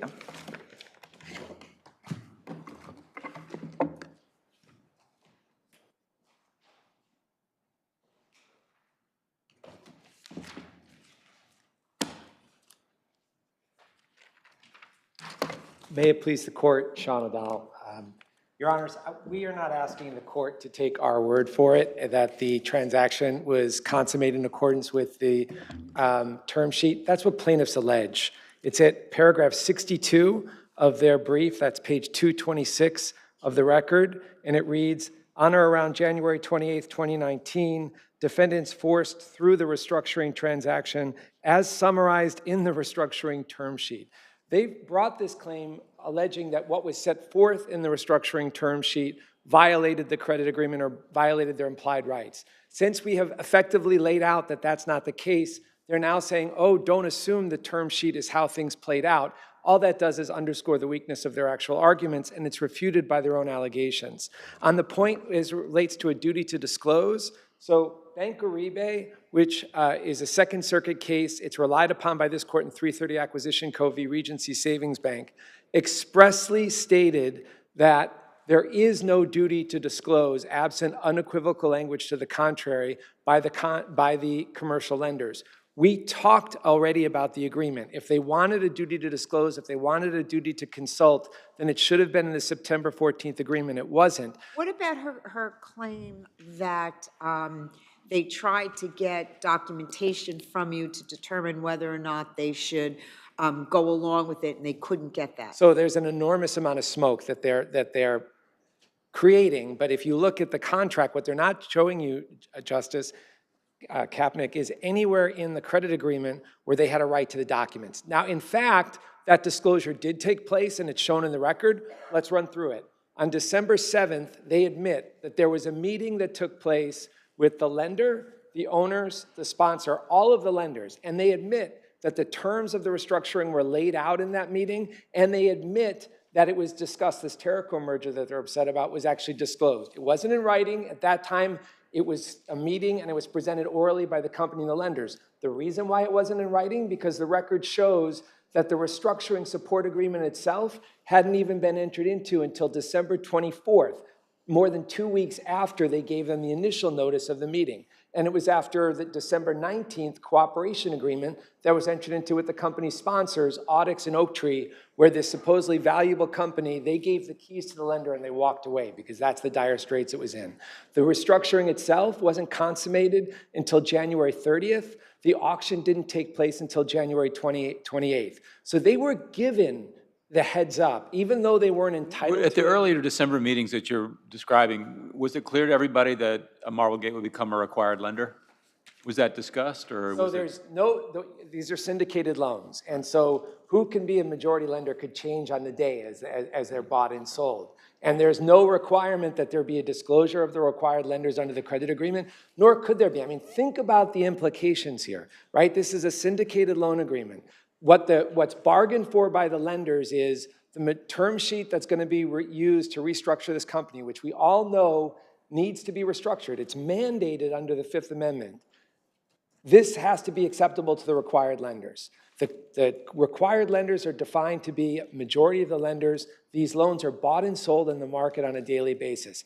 What can a buyer of those loans look to understand what the rights and obligations are that they're entering into, but for the 195-page credit agreement? What the buyer can't do is imagine how this is going to play out in court and get dragged out through discovery for 2-3 years and have any sense of what the rights are. This would turn the syndicated loan world completely on its head if any time after parties specifically negotiated the terms of a loan agreement, they could come back and say, you know what, you put in $26 million, I put in nothing, but now I want to second guess the terms that I agreed to. Even though I said in the credit agreement, all that's required is required lender consent. Even though I said in the credit agreement, all that's required for the ultimate restructuring transaction is sign off from those lenders that are required to consent. And as plainly set out in Justice Crane's decision, and is correctly found, that's a required lender status. It's majority lenders. To hold otherwise would completely undermine the bargain for terms of the agreement,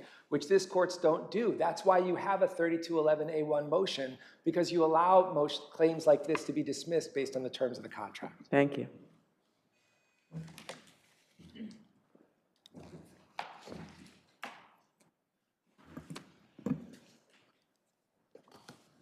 Plaintiffs claim that the Archway defendants breached a single provision of the credit agreement, Section 9.1A.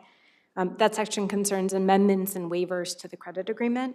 But as you heard plaintiff's counsel describe in her argument, there's nothing that the plaintiffs claim that the Archway defendants did, as opposed to the required lenders or the agent, that would have breached the contract.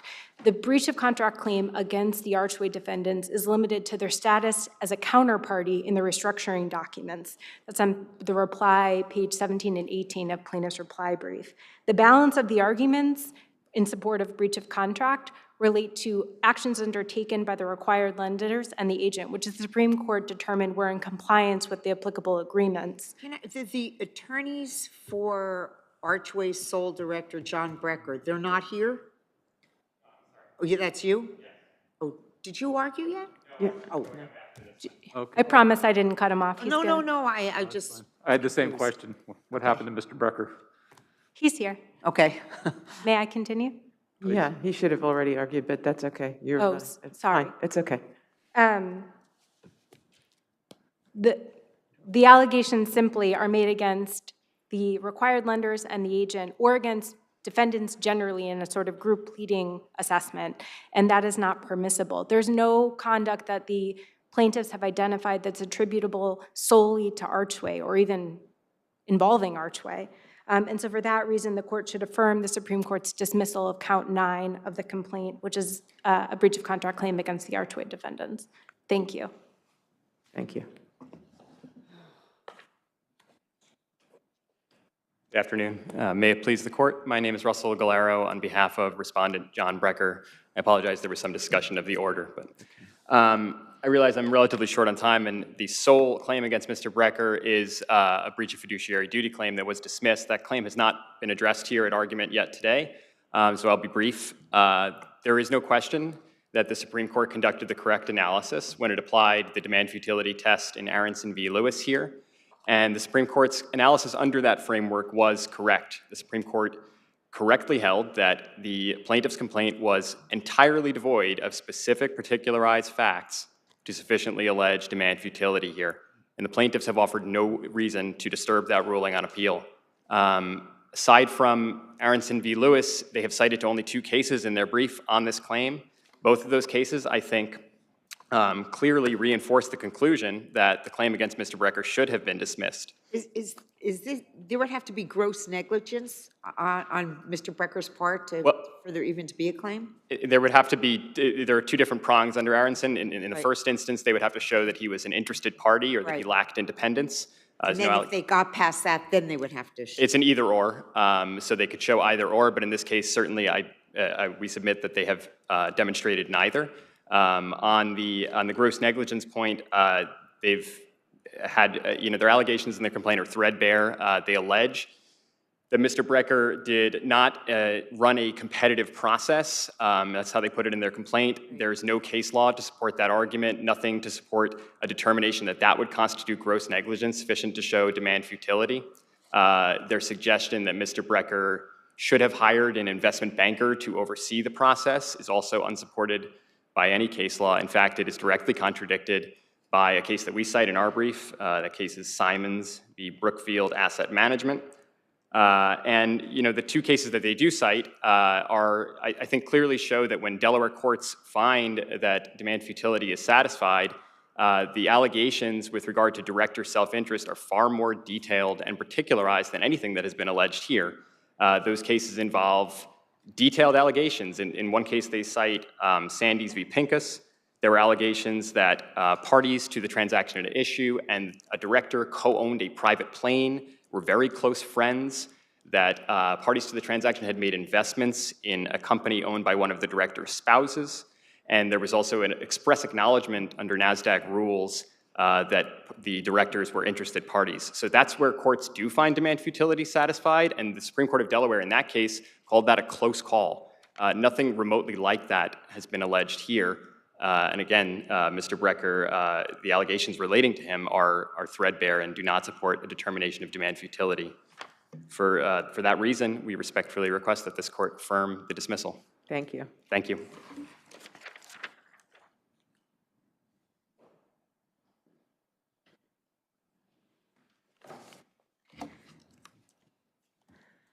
Your Honor, I'd like to start with the breach of contract claims, which is our position this court should reverse the Supreme Court's holding dismissing the breach of contract claims against Field Point, Marblegate, and Archway. To address the point made by counsel for Marblegate, none of the sections of the credit agreement that we pleaded were breached by the defendants are abrogated or eliminated by Section 4.11. None of the rights provided for the senior secured lenders in the agreement were eliminated by reference to a potential restructuring. And in fact, the court has to read all of them together. What the defendants are asking you to do, and what the Supreme Court did, was take a reading that inferred against the plaintiffs, which is inappropriate at this stage.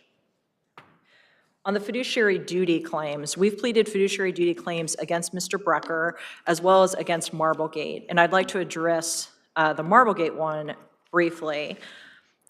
So the Supreme Court erred in dismissing the claim for breach of fiduciary duty against Marblegate for a number of reasons.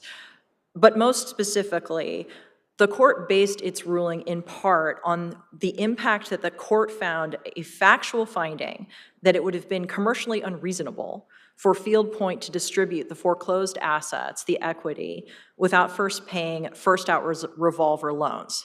This is a classic factual dispute. This is an inference that was made against the plaintiffs and not an appropriate basis for a motion to dismiss to be granted this stage. Similarly, the court found that even after the foreclosure sale, the Archway, and after it had been sold, through a credit bid, the Archway equity was both collateral and proceeds at the same time. This can't be true. And by doing so, the court depended ostensibly on the transaction agreement, an agreement related to the restructuring, not the documents that my clients signed in making the loans, but interpreted the transaction agreement not only in favor of defendants, but in a way that contradicts its own terms. Under that agreement, the transaction agreement says on its face that after the foreclosure sale, Field Point will own, after the foreclosure and sale, Field Point will own the equity for the benefit of all lenders, all rights and title. And that's not what the court found. Even if the court could rely on that agreement, the court can't interpret it that way. Turning to Mr. Brecker, we do agree that the Aronson standard is the appropriate one here under Delaware law. And we agree that there are not significant financial relationships that we were able to plead between the defendants and Mr. Brecker at this point. But what Mr. Brecker asks you to do is to read the complaint and the allegations related to him in isolation from the overall scheme and isolation from the rest of the complaint. We have pleaded allegations that Mr. Brecker was put in place to rubber stamp this transaction. He was put in place after this December 7th meeting, days before it was finally revealed to my clients, and he did, in fact, do no investigation in order to determine that it was appropriate under business judgment. And here, when you look at the outcome, what actually happened in this restructuring, assets worth $45 million belonging to Archway were exchanged for $4 million, assets worth $4 million. That required more than a rubber stamp.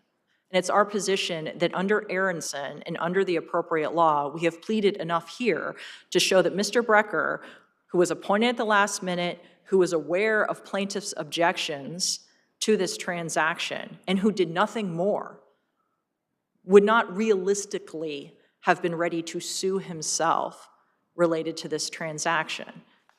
At the pleading stage, more is not required. And unless the court has questions for me, I will yield my time. Thank you. Thank you. Thank you all.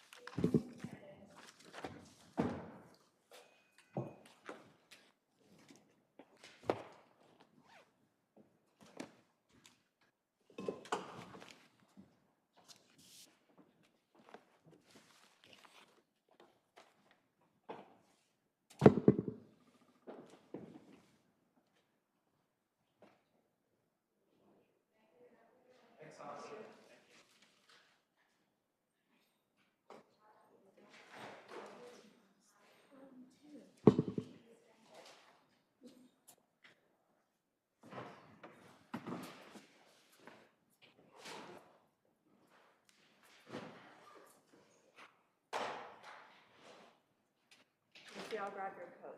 Oh, he took it. You took it? Okay. Yeah.